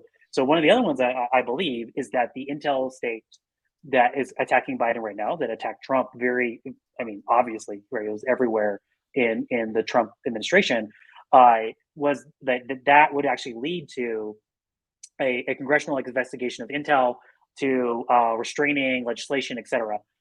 Because it's so clearly going on now within the sense of like what was shown in the Russian collusion hoax, all the hoax that happened in Justice and the FBI, that now that's being used against the Biden administration very unjustly. Like, I'm opposed to the intel state, an unelected group of people, to determine who runs our country. Biden won; he is the president, right? You may not like that. You have 4 years or whatever, and you can impeach him to change that outcome. But we do not give power to unelected people to determine who leads our country, right? That is carte blanche, regardless of whatever party exists in the office. And you're seeing that going on. Like this isn't just like, oh, they happen to find this stuff. Everyone in DC knows about these things, right? Everyone talks about it. What becomes public are things that people want to create power or leverage over somebody else. It's all intentional. It's all strategic, right? It's not just like some random stuff is going on. However, to give you comfort, having worked in politics a lot, politics is like show Veep, if you're familiar with that. So It's like what? It's like what? Veep. Have you ever seen that show? Oh, yeah. Maybe like little snippets here and there. Yeah, it's so. Sorry, really quick. One comment, Steve Flores. Did this guy help write some Simpsons episodes? Is he from the future? Yes. Yeah, that is. You figure? Yes, that is. Yes. I appreciate that. It's very kind. So I haven't seen every episode of The Simpsons, by the way. You have? Yeah, of course. I grew up in The Simpsons. Yeah. Wow, that's awesome. Also, and South Park too. So yeah, I'm a Bible believing devout Christian who loves South Park, right? So yeah, I love that show so much. But you were saying to give us comfort. You were saying something about but to give you some comfort. Yeah. So politics is not like House of Cards, right? It's not this like grand mastery plan, right? It's mostly Hanlon's razor. Don't ever assume malicious intent, which stupidity can be a sufficient explanation. Hanlon's razor. So most of the things that happen in politics are basically because the people are kind of like low grade, not that intelligent, and they kind of like stumble into things, right? And so in Veep, that's the show's about. It's a lot of people who think they're super important and very smart, and then you see the decisions they make, you're like, holy crap, like that's like not a So the jargon file. So you should assume a level of just like general ignorance about stuff. Because that's so what it's not like some right? sentient organization, Illuminati shit. It's just like, hey, you get a bunch of fucking idiots and they all have the same ideology, and the crowd's gonna eventually end up at this guy's house and burn it down. Wow. So like that's such a nicer way to think of it. Kind of. Yeah, it's terrifying that they lead and they're in charge of nuclear codes and stuff like that, right? In our monetary policy, right? But this is why the founding fathers put so much checks in the system, was that they understood this was humanity, that like humans will naturally use power to achieve their own gain and their own wealth creation, regardless of their own values and morals. It's just something happens in people's brains when power comes out, and so like a lot of these things that like I write out, like in terms, this is just kind of fun stuff that like I think through. But like, for example, like China being a powerhouse, we talked earlier, like I think President Xi, who's actually now dictator for life, is in a very weak position. What do you mean he's now a dictator for life? That he was like elected to that? So the way that like the committee works there is that is Director Xi, that's Xi Jinping? That's Xi Jinping. Yeah. Okay. So the way that their central committee works is essentially that is like rotating thing. And if you watch, there's a bunch of spoof comedies about, like, one is The Death of Stalin. They show how stupid communism is with this like collective rule thing. But either way, like essentially there's a position that can be granted to certain people who are president, where they can be president forever, as Mao was. And so he now has that, and the second only to Mao. Mao was the only other person to have that. And so he got rid of, in a public show of force, Hu Jintao, who was the last guy who put them in power, who was actually kind of like a moderate. And so he got rid of him on public TV, almost like a semi-execution. Like, he didn't literally shoot him, but like it was like a political execution, right? It was staged and all this stuff. So you don't do that. Like, the idea about power, right? You're strong when you can transition. When you can't transition, you're not strong. So there is some sector within the CCP that is opposed to Xi, and Xi knows that. And so he's basically trying to weed them out, right, in time before he actually ends up, dying in a plane crash, right? And so, like, I don't believe China is our main existential threat to our country. But like, they have so many internalized issues. Like, for example, this is the first year that their population has declined, right? And so that, as an existential threat to a society, is death, right? It's absolute death. And you can see what was happening in Japan. You can just see what happens, right? And the confounding factor, right, and this is what a lot of Americans don't know, is that most of the wealth in China is locked up in real estate. Like, if you look at the data on third home purchases, right? So like, if someone's buying a house, right, a third of the people buying that house already have 2 other houses. So where in China or world? This is worldwide. Oh, yeah. In China, because housing is viewed as an asset that you can appreciate, and that's how they view their savings. 30% of the homes being bought are someone's third home. Yeah, and then the other third, second, the other third, first, right? Wow. So that is yes, right? So what is that in the United States? Do you know what that is in the United States? Oh, I mean, I have no idea. I mean, it's probably going to be a fraction of 10%. Like, I would guess 10% or lower. And we went through a major, right? 2008 was a major crisis. So the appreciation of a lot of China's wealth is locked up into assets that the Chinese government actually doesn't have exposure to, right? And the secondary effect within that is that the way in which debt is recognized in China is very different than here. Essentially, like, Chinese government is highly federalized, so like in America. So the governor that rules over Shanghai is really autonomous. Like, he has his own, basically like National Guard, to like reporting agencies and stuff like that. So the way that with debt works, right, because no one owns land in China. So they have all these state entities, right, that like lease out land, as an example, that run state-backed enterprises. All of that debt is hidden from the public reporting, right? So the debt that you see, and which is high for China, is basically like nationalized debt. But there's all this debt that like is locally that we don't even know about, that is like, I believe, going to explode. And so, yeah, it's all hidden like off the books because it's in these like state-run enterprises. It's like a company that this local government created to do leases, right, land leases, and then they lean against that, right, because it's an income coming in. A bank comes in, the Chinese bank, whatever, it takes loans against that, right? And so there's all this like interconnected stuff that if like one shoe drops, not only will the consumer in China like be liquidated because a lot of his wealth is tied up in real estate, but then the state governments, right? And it's just like train wreck's going to happen. So like, I'm not very bullish on. We have to like address how they're asymmetrically attacking us, but outside of that, like I think that we will, if we choose to win, still we will win.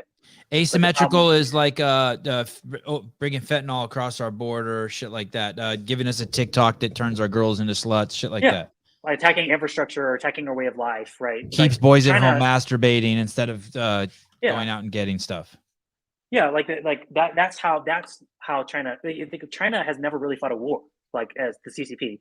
Like the closest thing you can think of is like the Indian War over the border, which a couple thousand troops are involved in. Like, but our military is like constantly at war. We have 600 forward operating bases. 600, right? Not just this in Bahrain. That's crazy. 600, yeah. So like our in how many different countries? And how many countries are there? There's not even how many countries are there? 300, 100? Yeah, multiple. 169. You never thought. We have one in Djibouti, right? Like we have one in, like literally. Please don't speak like that on my show. It's a G-rated show. So like and most of those are being operated by special forces and Marines and stuff. 195 countries in the world. That's 2 per country, 3 per country. Yeah. 3 per We have country. multiple all over the world, right? And places you don't even like know about, right? Like that like you couldn't find on a map. They don't really disclose, right? And some of that is like to like allow us as a platform to execute like, you know, strikes and stuff like that. But like if you look at forward deployments of our special forces, which actually are most of the time the people jumping off these bases, like, you know, we're actively at war in like hundreds of places probably. If you consider any U.S. troop involved in any operation where there's people shooting at each other, even though we're not shooting, right? Yeah. So China doesn't do that. China does not have a kinetic platform like we do, which is like we have bases all over the world to like launch an airplane and blow up something, right? Or a ship, right? They don't have Like that carrier one that groups. we fucking abandoned in Afghanistan like jackasses. Oh yeah, you should watch the HBO documentary "Escape from Kabul." It's very compelling and immensely moving. That was our closest. And, I heard that was our closest major airstrip to China. I don't know. I don't know what we have in Taiwan. So Good point. But either way, like we should have had it because it's a buffer between Iran and China. We should have kept Bagram, and we should have put a freaking like 100-mile radius thing around it. We should have left Kabul airport. That whole strategic decision was one of the most terrible decisions that cost, you know, 30 Marines lives, and was an obvious like security failure. And you know, the fact that our joint chiefs were like, it was an amazing success. I'm like, yeah, we literally created Afghanistan to be the most powerful military, you know, groups in the world because of how much equipment we left behind.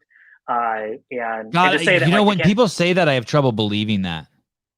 Oh, it's true. I mean, it's not hard. Like, yes, maintaining the equipment is very expensive. Like, do not doubt that. But learning to fly a Black Hawk helicopter, I mean, you go to YouTube and you can see that. Like, it's Right. not hard. Like, I just can't believe we would do that. It's like, it sounds beyond we typically stupid. destroy it.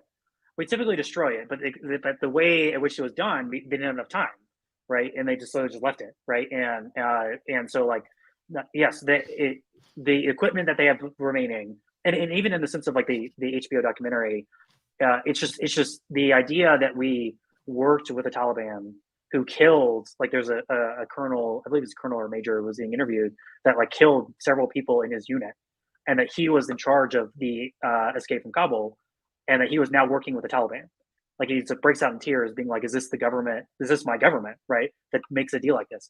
And the Taliban was literally the way they controlled the airport, that Biden administration told them, you know what they're doing? They were running over people in the airport, shooting at them and running them over. That was their control policy, right? Like the they show that in the movie? Yes, they do. Yeah. Yeah. And that's why it's an embarrassment. It's an embarrassment to our country that we basically did a Vietnam, like a Saigon 2.0. And we just abandoned these people that like fought with us. And like, I want as many countries as reasonably possible to be democracy. If you want to be democracy, that's your business, right? Right. Like, I don't have to live there. You can do whatever you want. But for the people that like literally fought and died with us to do whatever resemblance of a corrupt government that was there, they should have the right to come home to us, to our country. And especially the border. They just have to take a circuitous route through they have to go to Mexico, pay a drug dealer. The southern border. Yeah, what embarrassment that is, right? Like, are you following, Aaron? Ladies and gentlemen, we're shifting subjects again. Brace yourself. Are you following this petrodollar story? Oh yeah, with the collaboration with Saudi and Russia. Yeah. Yeah, is that a done deal? Did China get out of the petrodollar? I saw yesterday that it's a done deal, that China is no longer going to buy oil from Saudi Arabia with the American dollar. So and what do you think the implications of that are? Oh, from a foreign policy, like, I mean, it's massive, right? And this could be like such a disaster, one of the most disastrous things. We're living through a Jimmy Carter era. I mean, think about shortages, inflation, like gas. I mean, it's literally Jimmy Carter all over again, right? Massive foreign policy quagmires, right? Like wars that have no end, that we have no like foreign policy like weight over, like in Putin, right? Putin's case. So like so this story it's a little more complicated. So I actually have been to the kingdom. I was one of the few Americans that have received a tourist visa. I was able to go.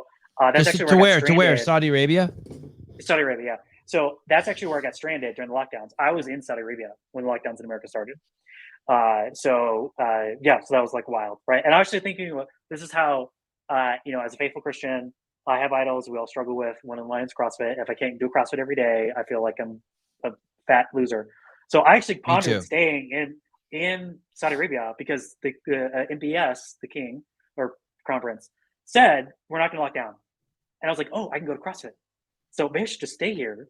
This hotel is pretty cheap, you know, like the exchange rate was really high. I should just stay here because I can go to CrossFit, wait this out, right? I like it. And I like it. Yeah. So I did it. I ended up coming back on one of the last flights to DC, and so I came back. But so like Saudi is like an interesting like situation. So they in terms of all, I know like you talked about you're investigating the journalist murder. So it's, are they an ally? Yes. Are they an unfortunate ally? Yes. Right. Does it mean that we should not work with them? Oh, we should absolutely work with them because it's sort of like that. You have to be realpolitik about situations. Like they don't share our values. They have their own way of doing things, and we should respect that. Do they do things that are bad? Of course, because it's a kingdom. It's an autocracy. There's not any resemblance of freedom. Are they way more rational than anyone else in that region? Absolutely, right? Especially when they did that deal with Israel. Now that's on the table, they are part of the alliance, right? And if you go through the history of us winning wars as a country, you always make bartering with people who you don't agree with, right? And I mean, look at World War II. We did a deal with the devil, as Winston Churchill said, to win that war. We would not won that war without Stalin, right? So in this situation, they are our key ally in that region, and especially now since they're partnered with Israel, they got rid of a lot of, basically made it more or less a peace deal with Israel. Not the level of Egypt, which is the most meaningful during Jim Carter. The most meaningful thing he ever did for foreign policy is he made a peace deal between Israel and Egypt. Not as meaningful as that, but very big. So now that relationship is normalized, because they realize that the threat in the other region is Iran, because ultimately Saudi's orientation is stability, and that should be our orientation as well. Everyone's stable, everyone's happy. Like it just like you can run your country wherever you want, but like do not interrupt trade routes, do not interrupt the way oil gets produced, like, you know, but we still at the same time in our country need deleverage. So the fact that the Biden administration has attacked fracking, has attacked domestic production is also one of the biggest errors in foreign policy. And they are trying to correct that now because they realize how dumb that was. So we should still be doing that. You think they're trying to correct it because they realize how dumb it was, or just that they're scared, they're trying to worried about the re-election? I mean, but that's a check. I just want the good outcomes. I don't care what the motivation is. Okay. So yeah. So back to the dollar thing. I'll land on the dollar thing. So Saudi Arabia has threatened this several times. So the question is, will they actually do it this time? My guess is probably not, because what they want is attention. They want Biden to pay attention to them, stop paying attention to this Ukraine thing, which they think is nonsense and a waste of time. They want them to pay attention to the region because their region is more important. And from a rational, realpolitik perspective, they are correct. What happens in that region is far more important to us than what happens in Ukraine, and which is why we should sue for peace in Ukraine as fast as possible. So we should do what for? We should sue for peace. Yeah, as in like pursue it as fast as possible. Okay. Resolve it, right? Yeah.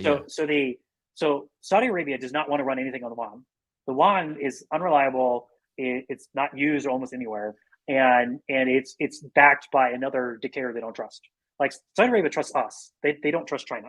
And the deal is we defend Saudi Arabia if they force everyone to buy their oil with the dollar, and we'll whoop anyone's ass that fucks with them. That's the deal, right? Yeah, and we give them weapons. We do this thing, and so I would say that the actual stress of our relationship should have been over the invasion of Yemen. It should not have been over the fact of the murder of journalists. What happened in Yemen was terrible, and I don't actually even know the current state of it because I stopped following it because I was following other things. But like that was actually more, I think, atrocious. What was going on there, and the so like I'm skeptical because a lot of the presuppositions around the yuan taking over the petrol trade assumes things about China that Saudi Arabia fully understands. That they think sort of like people who assume this is going to happen are very like China is strong, it can never be defeated. And in my view, I'm more rationalist, saying that like Saudi Arabia knows all these problems like about China, and they're not interested in running anything on that. They're interested in the American dollar because they know the American dollar can correct itself, and so what they're asking for is attention. I like it. So what they know, for example, is that let's fucking give it to them. Let's give them some attention. No, that's what I say, that they want the Ukraine war to stop. They want to pay attention to them because they don't trust the Chinese. And Africa is a great example of this. So China instituted, communist Russia, this is how the difference of communism. Communist Russia, the way they influenced people was they invaded you with tanks and they bombed you and they parachuted you in and took you over, right? The way China tries to win is through financing. is through these deals for roads and bridges and ports in China, right? So if you go to Africa and you actually talk to these people who live, and I went to Tanzania and I actually talked to there, because you see like all the vehicles in Zanzibar, as an example, have Chinese written on the side. The airport itself has Chinese written on the side, like, Mandarin. And so I asked the guy, it's like, so why is this? They go, oh yeah, the Chinese, they like came and they like bribed the government. This is what my tour guide said. And, to build all this stuff or whatever. And I asked, well, so how's it gone? It's like, oh, they didn't even finish it on time. It was really bad quality. So we actually had to finish it ourselves. And that's the experience of most people in Africa, right? And Saudi Arabia knows that, right? So the ability of the Chinese to execute is really poor. But the problem is that we don't pay attention because we're wrapped up in wokeism. We're wrapped up in like, stolen elections and this and Trump man, Orange man bad, Ukraine, right?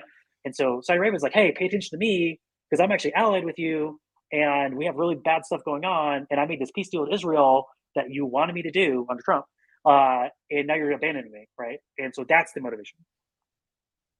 When I was in Kenya, they have that Mombasa Nairobi highway, and part of it was built by China, part by Germany, and part by Japan.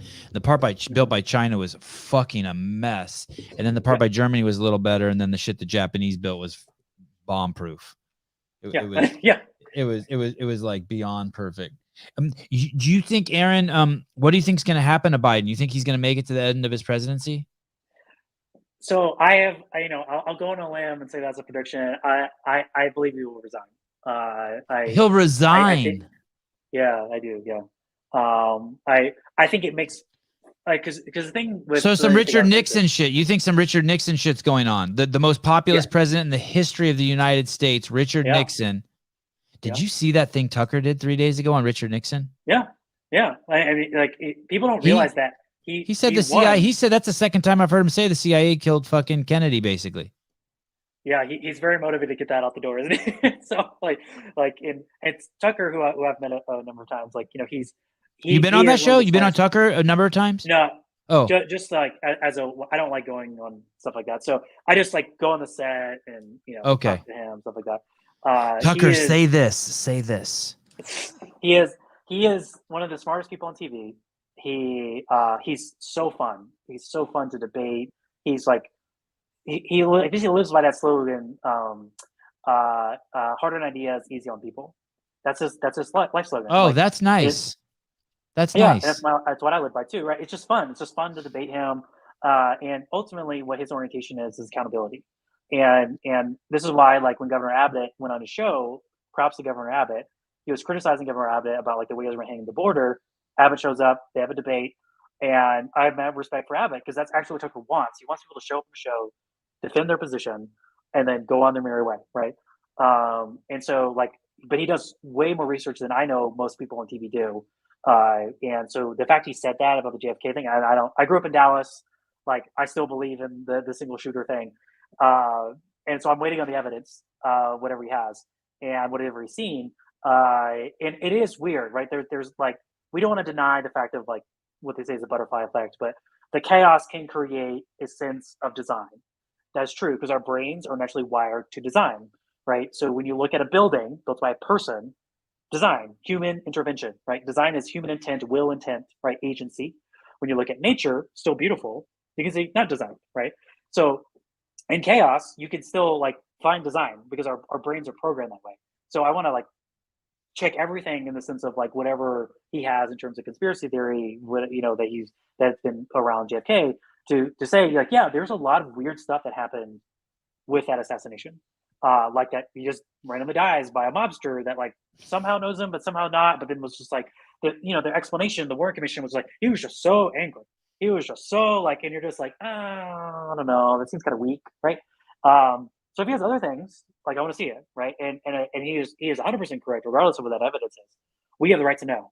It's been long enough, like, and there's so many open questions, and also it goes to one of my predictions I wrote in there, which was the check on the intel state. Like, there's so much push against the intel state, both in the sense of the fraudulent Russian collusion hoax, what's happening to Biden, like the stuff around this, that like Americans feel like they want to know, right? The Biden thing, yeah. So like, you think the Epstein list get leaks too? My God, this is good. You're like Santa Claus. By the way, I saw someone in here. This guy kind of has Alex Stein energy. Judy, peace and love, but he has no Alex Stein energy. Zero. Who's Alex Stein? Who's that? He's been on Tucker a few times, and he's been on this show a handful of times. He's wild. Oh, I don't want to dog him, but he's a comedian. He's wild. Oh, okay. He's wild. You have no. You just have a. You speak very. You're very concise and you speak quickly. Oh, yeah, okay. So I'll try to slow down. No, fuck that. I watch everything on 1.25 speed minimum these days. So yeah, like my hypothesis around Biden is that like I already know the comments. I already know the comments from this YouTube video. Everyone's gonna be like, "Bring him back, bring him back." That was fucking amazing. Bring him back. God, Sevon, he just realized how stupid you are. I mean, it's gonna be great. Yeah. Okay, so okay, Biden and Epstein. Do you have time for Biden and Epstein? Yeah, sure. So okay. The Biden thing, like in 31st, so this was like a couple of weeks ago. There's gonna be a scandal. Like you can just I just saw some tea leaves, right? And so we have the document scandal right now. But what I assumed was that like the Democrats, like still the majority of people who are in the Democratic Party want to win. They want power, and they know what we all see. Like they know that like what we joke about with Alzheimer's Joe, right? All this stuff. They know that that's true, right? They're not really that dumb, right? Well, who knows it's true? My Democrat friends don't know it's true, dude. They don't know it's fucking true. Well, that's because they're blue pilled, right? So yes. These are like red pill Democrats, right? Okay. They know how the system works. Okay. They're trying to win, right? It's like the chief of staff type of people, like underneath. Okay. So they do know. Right? So, yeah, like I mean, like you think about every other time that a president in our history had an issue. FDR. Right. Everyone in the chief of staff orbit and FDR knew his problem, right? Same with Reagan. They knew the problem. So you can't assume that there's some like weird exemption because they're religious woke fanatics that they don't know. I assume that they do, right? Okay. So then they have a choice, right? So they can either roll the dice on a person that looks like he could die at any moment. It's just past his time. It just is what it is, right? Or you can roll the dice on somebody else, right? And I think they want to roll the dice on somebody else. But the only way to take the damage from this current administration, which they know is damage, right? Unemployment to future unemployment, I should say, that's coming this year, inflation, the economy, the Ukraine war, like Afghanistan, put it all on him. He's not going to run again. Pick someone fresh, right? And so I just put in there Kamala because she's vice president, so she's going to assume, and whenever she assumes the presidency, she's naturally going to choose to run. I don't know who the nominee is going to be of theirs. I didn't make a prediction of that. I just think Kamala is going to end up being in the seat. And then like running, right? Because that's the assumption of what it means to be president, right? That you're going to take on the party's nomination process. So I just think all the tea leaves are there, and just as the tea leaves there for like Republicans to finally like, get their act together and like focus on things that actually are the agenda that Americans want, rather than stuff that they're currently kind of messing around with. And the Epstein list is like. Hold on, before you go to Epstein, did you ever see that clip of I think it's Gerald Ford, and he's talking to a classroom full of like third grade kids. Someone's like, "Mr. President, will there ever be a woman president?" And he's like, "Yeah." He says this to a fucking like third grade class. There's gonna be a dude who's the president. He's gonna die, and then we're gonna have a woman president. That's how he tells his fucking class. I think it was Gerald Ford. Yeah. Okay. So Biden either why not just be honest? Why do they have to like show us pictures of like classified documents? We don't even know what that means. Like, why don't they just say hey, the president is senile, and the Senate and Congress are going to take executive action, and everyone's going to vote him out. And sorry, Mr. Biden, we fucked up, and put Kamala in. Like, why don't they just handle it like adults? Like, because it's not the incentive of the system, right? The system, and I actually don't think that this is unique necessarily. It's something that exists in the Founding Fathers era, but it is definitely exaggerated itself because we've become run by people who don't believe in God. And all the Founding Fathers almost universally believed in some deity power, even if that deity power didn't impact them. They believe that everyone, like the great example is Benjamin Franklin. So you could say probably the most non-Christian lifestyle and deist, atheist, whatever you can think of. And he firmly believed that everyone who lives in this world will live to account in eternity in heaven or hell. So how do you square that with not having a God? I don't know. But guess what? People are complicated. And you just have to accept it, right? That George Washington wrote some things that were pro-God. He wrote some things that were anti-God, right? Because their theology exists in the context of their history and their moment they're in, right? And I, as a Christian today, don't know that full context, right? Like, they were Christian, or whatever, the founding fathers, right? Were Christian during the Methodists, a lot of the Methodist revolutions, right? Which happened in the UK, a lot of the Puritan stuff, a lot of basically the idea of, like, you could say today would be religious fanatics, right? So I don't know how that interacted with their faith. So as we go to, like, this up to here today, like, you can see back in the founding fathers era, like, disgusting things are written about Thomas Jefferson, disgusting things are written about Alexander Hamilton. I mean, you could read some of the papers written against Hamilton by Jeffersonian anti-federalist papers, right? Newspapers, like, all the newspapers are biased. There was no assumption of, like, this objectivity, right? That is a recent phenomenon. The idea, which goes back to free speech, right? We talked about earlier. God, that makes me feel good too. You're saying a lot of things that give me hope. Yeah, because you have to. C.S. Lewis has this famous phrase called chronological snobbery. Don't exaggerate your own importance in your own generation that also probably exists in another, right? Right. So we have effects and echoes, right? That's why I said earlier that, like, all ideas have parents, but parents don't explain all ideas, right? Is that you can see the pattern, right? So the idea of, like, objectivity in the news is a very recent thing. Like, the newspapers back in the colonial times were all biased, all associated with political parties, all associated with some elected official, right? And the Federalist Papers, right, was propaganda. It literally was printed as news to argue for the Constitution, right? Written by anonymous people. What does that sound like? Oh, Twitter, right? So like all of these, so all of these things exist in our society. So when it goes to this moment, right, where we're in now, where obviously Biden is not capable of being president, we have other examples in history where people held on for the cling to power as long as possible. The best example is FDR, right? They knew that this was a problem. They knew that he was in decline. They still ran him for office. They still pushed down the field until he passed away, right? And that was, like, we look past now and we're like, oh, FDR was, like, this generous, good person who was a great president, whatever. I mean, I think he's above average, but like, and so we almost, like, think back, oh, but that was, like, a righteous cause, but this one's, like, not righteous cause. Right, like, right. Look back, it's like, right. Power does that to people. Power messes with your brain, and you do things that outside of power you would not do. And that in that moment you look back and you're like, did I really make that decision? And you're like, yeah, because, to quote one of the most famous political philosophers, Lord Acton, right? Power corrupts, right? Absolute power corrupts absolutely, right?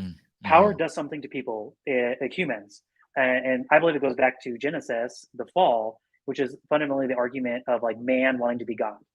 And that God, the whole idea around the tree was that man could not be God. And then we chose, I want to be God. And then we couldn't handle it. And we're like, holy crap, God has such a bigger job than I have. I can't deal with this. And they run and hide, right? And then God shows up, which is the story of, which is the arc of the Bible. Both Jews and Christians believe this, that when God shows up, finds Adam and Eve, he responds with, as if they're still people, as if they're still human in his created order, and he shows grace to them, right? He shows forgiveness, like, but there's still consequences for that sin, which is why they get banished. But, like, there's an obvious, like, connection between God and human, and the human heart with him, just that even the sense of we're sinning and we're in the garden, but, like, that desire for power, right, exists whether you're Christian or non-Christian. Like, it affects everybody in politics. So I think that is what's going on with this Biden situation, is, like, they're just holding on. They're trying to get day by day by day by day, right? They're sort of like on the episode of Survivor, and they know at any moment Biden is going to be voted off, right? And maybe he'll be blindsided, right? And they don't have an immunity idol anymore, right? Like they're holding on by grit and teeth, and eventually they think that we can just make it through, right? And Jill's sitting there watching all of this. Oh yeah, Jill's very. I mean, she's a doctor. She's very aware, right? I'm a doctor, right?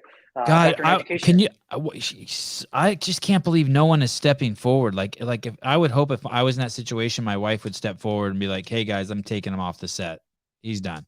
Yeah, you would hope, right? But Yeah. but remember, these people don't have Judeo-Christian values, so the idea of duty, right, is very foreign to them. Like George Washington, who steps down, right, and he's like, 2 terms is enough, right? Like, so he had the nickname. This is one of my companies I started named after him. He had the nickname Fabius, which is Latin for little being. After it was basically after the Roman Senate, and it meant like statement, like honorable, right? And so that was his nickname because in the Continental Congress, during the Continental Constitutional Convention, he didn't speak at all, and he sat there. Who's Not this? because he didn't Who's have a this? statement. George Washington. Oh, He didn't speak because he knew that any word that he said would unfairly tip the balance within the debate. And this is, by the way, like the Constitutional Convention was like the 3rd or 4th version. So like they thought they were gonna have another one in a couple years later. So that was kind of some of the effect. Like a third of the delegates didn't even come. Like Rhode Island didn't even show up. They're like, oh, why am I going to this again, right? So that one just stopped for some reason. So George Washington didn't speak. He resigns after 2 terms. That idea within politicians is almost non-existent now, and that's really terrifying, because a part of freedom is that moral check, is that individual check, that I don't need a law telling me to do that. I'm just going to do it because it's the honorable thing to do. It's the duty orientation to do. But our political class is obsessed with power at all costs. Look at the guy that won Pennsylvania Senate, right? That's not a statement of confidence in him. That's a statement of like basically Republicans ran it back in it. oh, that's the bald white guy. Yeah, that obviously has very significant mental challenges post-stroke, right? And Crazy that dude got fucking elected. Crazy. Or I mean, think about it even from a perspective of people who don't maybe have any issues. Like, but our Congress is run by people who are 30 years past their prime of being a politician, right? And people with no life experience like AOC. It's like we can't get just like Nancy Pelosi, right? Like your generation should have been like we have not had a Gen X president, right? And so if Ron DeSantis wins, hopefully he does, like he would be the first, right? But you should have been in power basically under like Bush too. That if you look at historically trends, right? So the elder class, which owns most of the wealth, controls almost all the power in our country, businesses, etc., like ownership of stock, stock exchange, savings accounts, is dominated within this class of people, and they have not given up the reins to Gen X, right? And so Gen X is almost like skipped over, right, as a generation, because people focus on millennials, go to social media and all that nonsense. So like the time for Gen X to take control is now. Like, and that's not even my generation. I'm not Gen X. So, but they rightfully deserve the hand on the wheel, because we're making these massive decisions that hurt our country and only enable people who are elderly. If they don't, instability, right? Yeah, it's gonna get really, really weird. Hey, and what about Epstein? You think that list is actually gonna come out? Yeah, I do. Yeah. Is it gonna be a pointing list? There's gonna be like Bill Gates isn't gonna be on it, and we're gonna be like, oh darn. No, I think the full thing comes out. It's too juicy. It fits so many like narratives and like so. Either Bill Clinton or Bill Gates, one of the Bills is gonna be on there. Yeah, I think it would be a fully exposed list. Maybe not the full thing, but like really juicy names, right? So maybe like a couple pages or something. So something I used to kind of like analyze. So why isn't it out? Is she still? Is it still in negotiation? She's still trying to get out of jail. So. And why haven't they killed her? That was a good question. So let me think. Maybe if I phrase this. So our culture has like things that happen that in terms of outcomes in politics, like people associate too much the end outcome of like, let's say they focus on how the documents in Biden's got there, or who in the FBI is this or that, versus I look at like motions in culture, right? Or another way of phrasing is narrative, like things that propel the way people think about something that are not really the end causal thing. To use a non-current example, it'd be like the Trump phenomenon, right?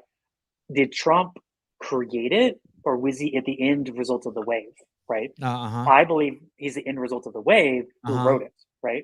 So the list is the same way, that there's so much cultural pressure to like within the, the underclass, to people get censored, to, attack on big tech.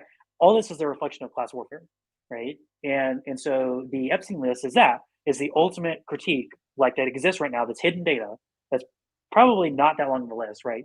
That still has juicy people on it, that attacks the class, right? It occupies even people who I don't like. Just so you know, this is just an analysis. It's not something, let's say, I want. For example, is Megan and whatever his face is, right? Yeah. Why is that so popular, right? It's because it's an anti-class expression, right? He's attacking the crown. I actually really like the crown in many ways, but that is from someone I don't agree with, that I don't like, that's attacking someone that I do like. It's all the same reflection of this momentum in a culture to attack class, right? People who have power, people who have leads, because we kind of know something's wrong. We know that, like, internally, like as you said about helping that guy at the gas station, something in our guts, like, something's wrong here. Davos crew, something's wrong with this Davos crew. Right. And so this list, I think, will come out, and this is, again, it's a prediction, it's a bet. Like, I think it will come out, and people will be shocked, but it's also a reflection of like the people that eventually release it, either be hackers, that there actually are a lot of really good white hackers that are going after the government and people who are abusing their power. Like, people forget, WikiLeaks was right. Assange was right. Like, he whether or not you think he did something wrong or immoral, different question. What he said was correct. Like, he was actually on point, right? Right. So it would either be that, or it'll be somebody who now is in the position of doing it, that is holding it over somebody who then that person is no longer important to them, and then they execute the strategy and they release it. So there's like but still say the primary principle is Hamlin's razor, right? So never the Biden laptop. Random stuff will happen by accident, that someone finds out what it is, and it becomes public, and so something just completely random, right? Someone left the Biden laptop is so weird. Someone left, freaking the TSA do not fly list on an unsecured server that someone could just randomly access, right? So that's like a state secret that the government doesn't even know how to control or manage properly. Right. And so when it says other stuff, let's not assume that the government is just a bunch of really experts something. It's all strategic. Sometimes it could just be completely random. Like the TSA do not fly list was accessible to the public internet, which is not allowed, by the way. Arron Ginn, thank you. I would love to have you back so we can talk about flat Earth and Andrew Tate, two subjects we have not discussed. You are so freaking cool, dude. So as a closing note, yes. There was a guy that worked at NASA, an engineer, yes, very smart engineer, who argued with me that the Earth was flat. Yeah, which was he really believed it. Oh, he does believe it. Yeah, he believed it. Yeah, no. That must have been fun. Was that fun doing that? Oh, it was so fun. It was so hilarious, right? So, and did he have any shit that kind of stumbled you, where he's like, you're like, oh fuck? No, I mean, I could probably go toe to toe with DeGrasse Tyson, because I think astrophysics is fun. So, okay. And he's anyway. So, but the one thing that I would tell probably as a concluding thought is that a lot of these really crazy ideas, or even people that you would not be let's say, are sending a message that you morally are that's not a good person, right? And so I think the Tate fits that motif. I'm an evangelical Christian. I believe the Bible is the word of God. Everything his motivation of his life, I view as bad. But he's saying something that I think broadly around masculinity and manliness and being assertive and courage, right? Jordan Peterson, basically Jordan Peterson stuff, without the morality around Jordan Peterson. Jordan Peterson for 13-year-old boys. So the reason why, which is the same thing about the flat Earth thing, is because we have become so oppressive and forcing normity, forcing puritanical rules on people the way they think, that it draws people to conspiracy theories. It draws people to believing in UFOs, because they're the world is not this boring. The world is not freaking a Yale 20-year-old grad who got a degree in feminist studies, who's running censorship at Facebook, who enforcing all these things that they read by biased historians and biased authors. It is really not that boring, right?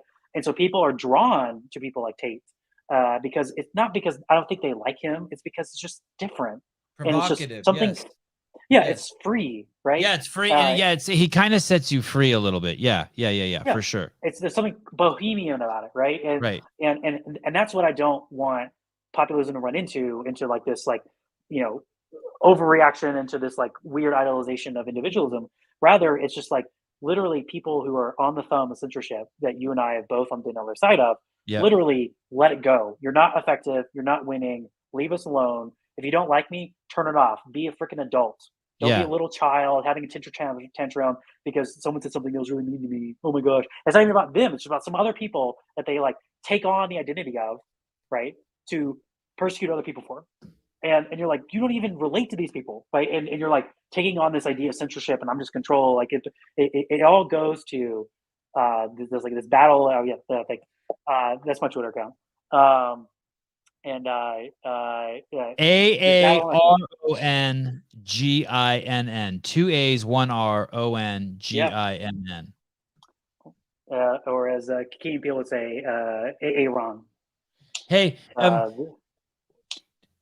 I got to have you on again. I hate to like put you on the spot and like ask you for a kiss. But you know, I should probably like wait and text you like a few days later and play hard to get. But shit, dude, you're fucking awesome. What a great show. I got look at Philip Kelly. I'm taking notes next time I watch this show. I know it's so good. You have an amazing brain that we can just feed questions into, and even if you haven't thought of it before, you have this because you have such a great perspective on life. You know, how to make perfect pancakes by Arron Ginn, or what's going to happen to the petrodollar. It's all fair. It's all fair to ask you. Well, no, I appreciate it. Happy to do it in the future. Awesome. Yeah, it was fun. You know, yeah, I appreciate the time. I know we went way over, so yeah, it was fun. Okay. Thank you, brother. I will be in touch. One of my favorite guests of all time, Mr. Arron Ginn. Yeah. Thanks. Have a great night, brother.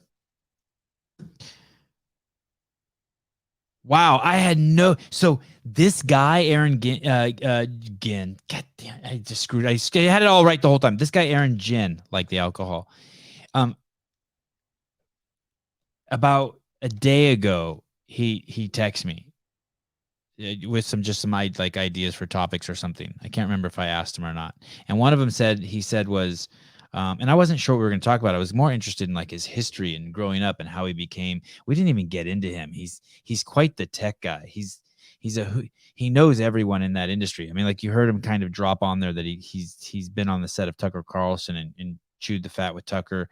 And there's some really big names in the tech industry that I know he knows that we didn't even get to talking about, like really big.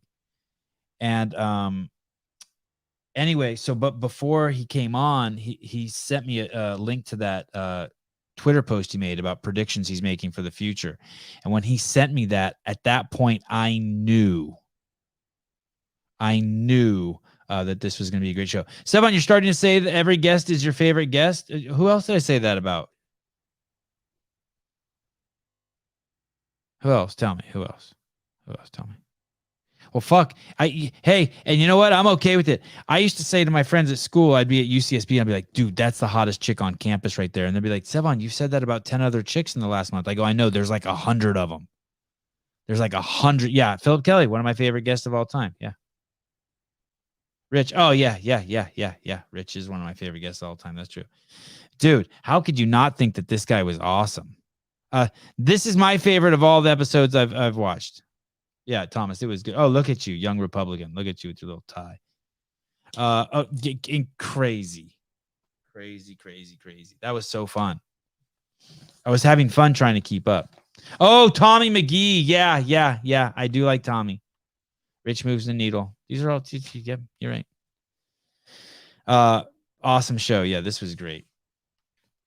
I really like him. And I've been around him a handful of times and never talked to him because when other people are around, it's like other like big names. Like he's the kind of guy who shows up at a party and it's like him and Rodney Mullen and Jay Bhattacharya and just like, and so I kind of just like sit back and let the adults talk. You know what I mean?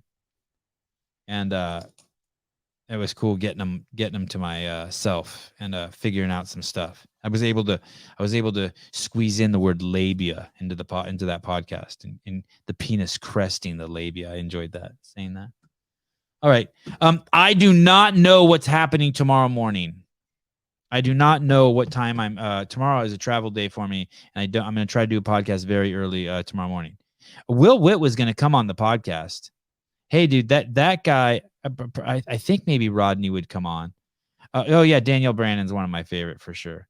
But I'm telling you, that guy we just had on, Arron Ginn, like that, I don't think it's going to get much better than that. Like, just because you don't know he's not in the daily lexicon, like that, like that's a Jordan Peterson-esque character. He's young, and we just witnessed a powerhouse roll through here. I'm telling you guys, we just had a fucking giant brain roll through the podcast. Gin. We just had a giant gin brain roll through here. That was cool. All right. I don't know if he has an Instagram. He's too smart for Instagram. I pour gin in my bussy. Oh, Nelly.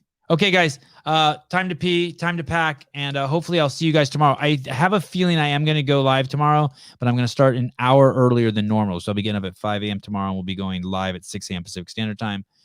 Talk to you guys all soon. Bruce Wayne, you the man. Thanks for all the thumbnails. I'm loving it. Okay, bye.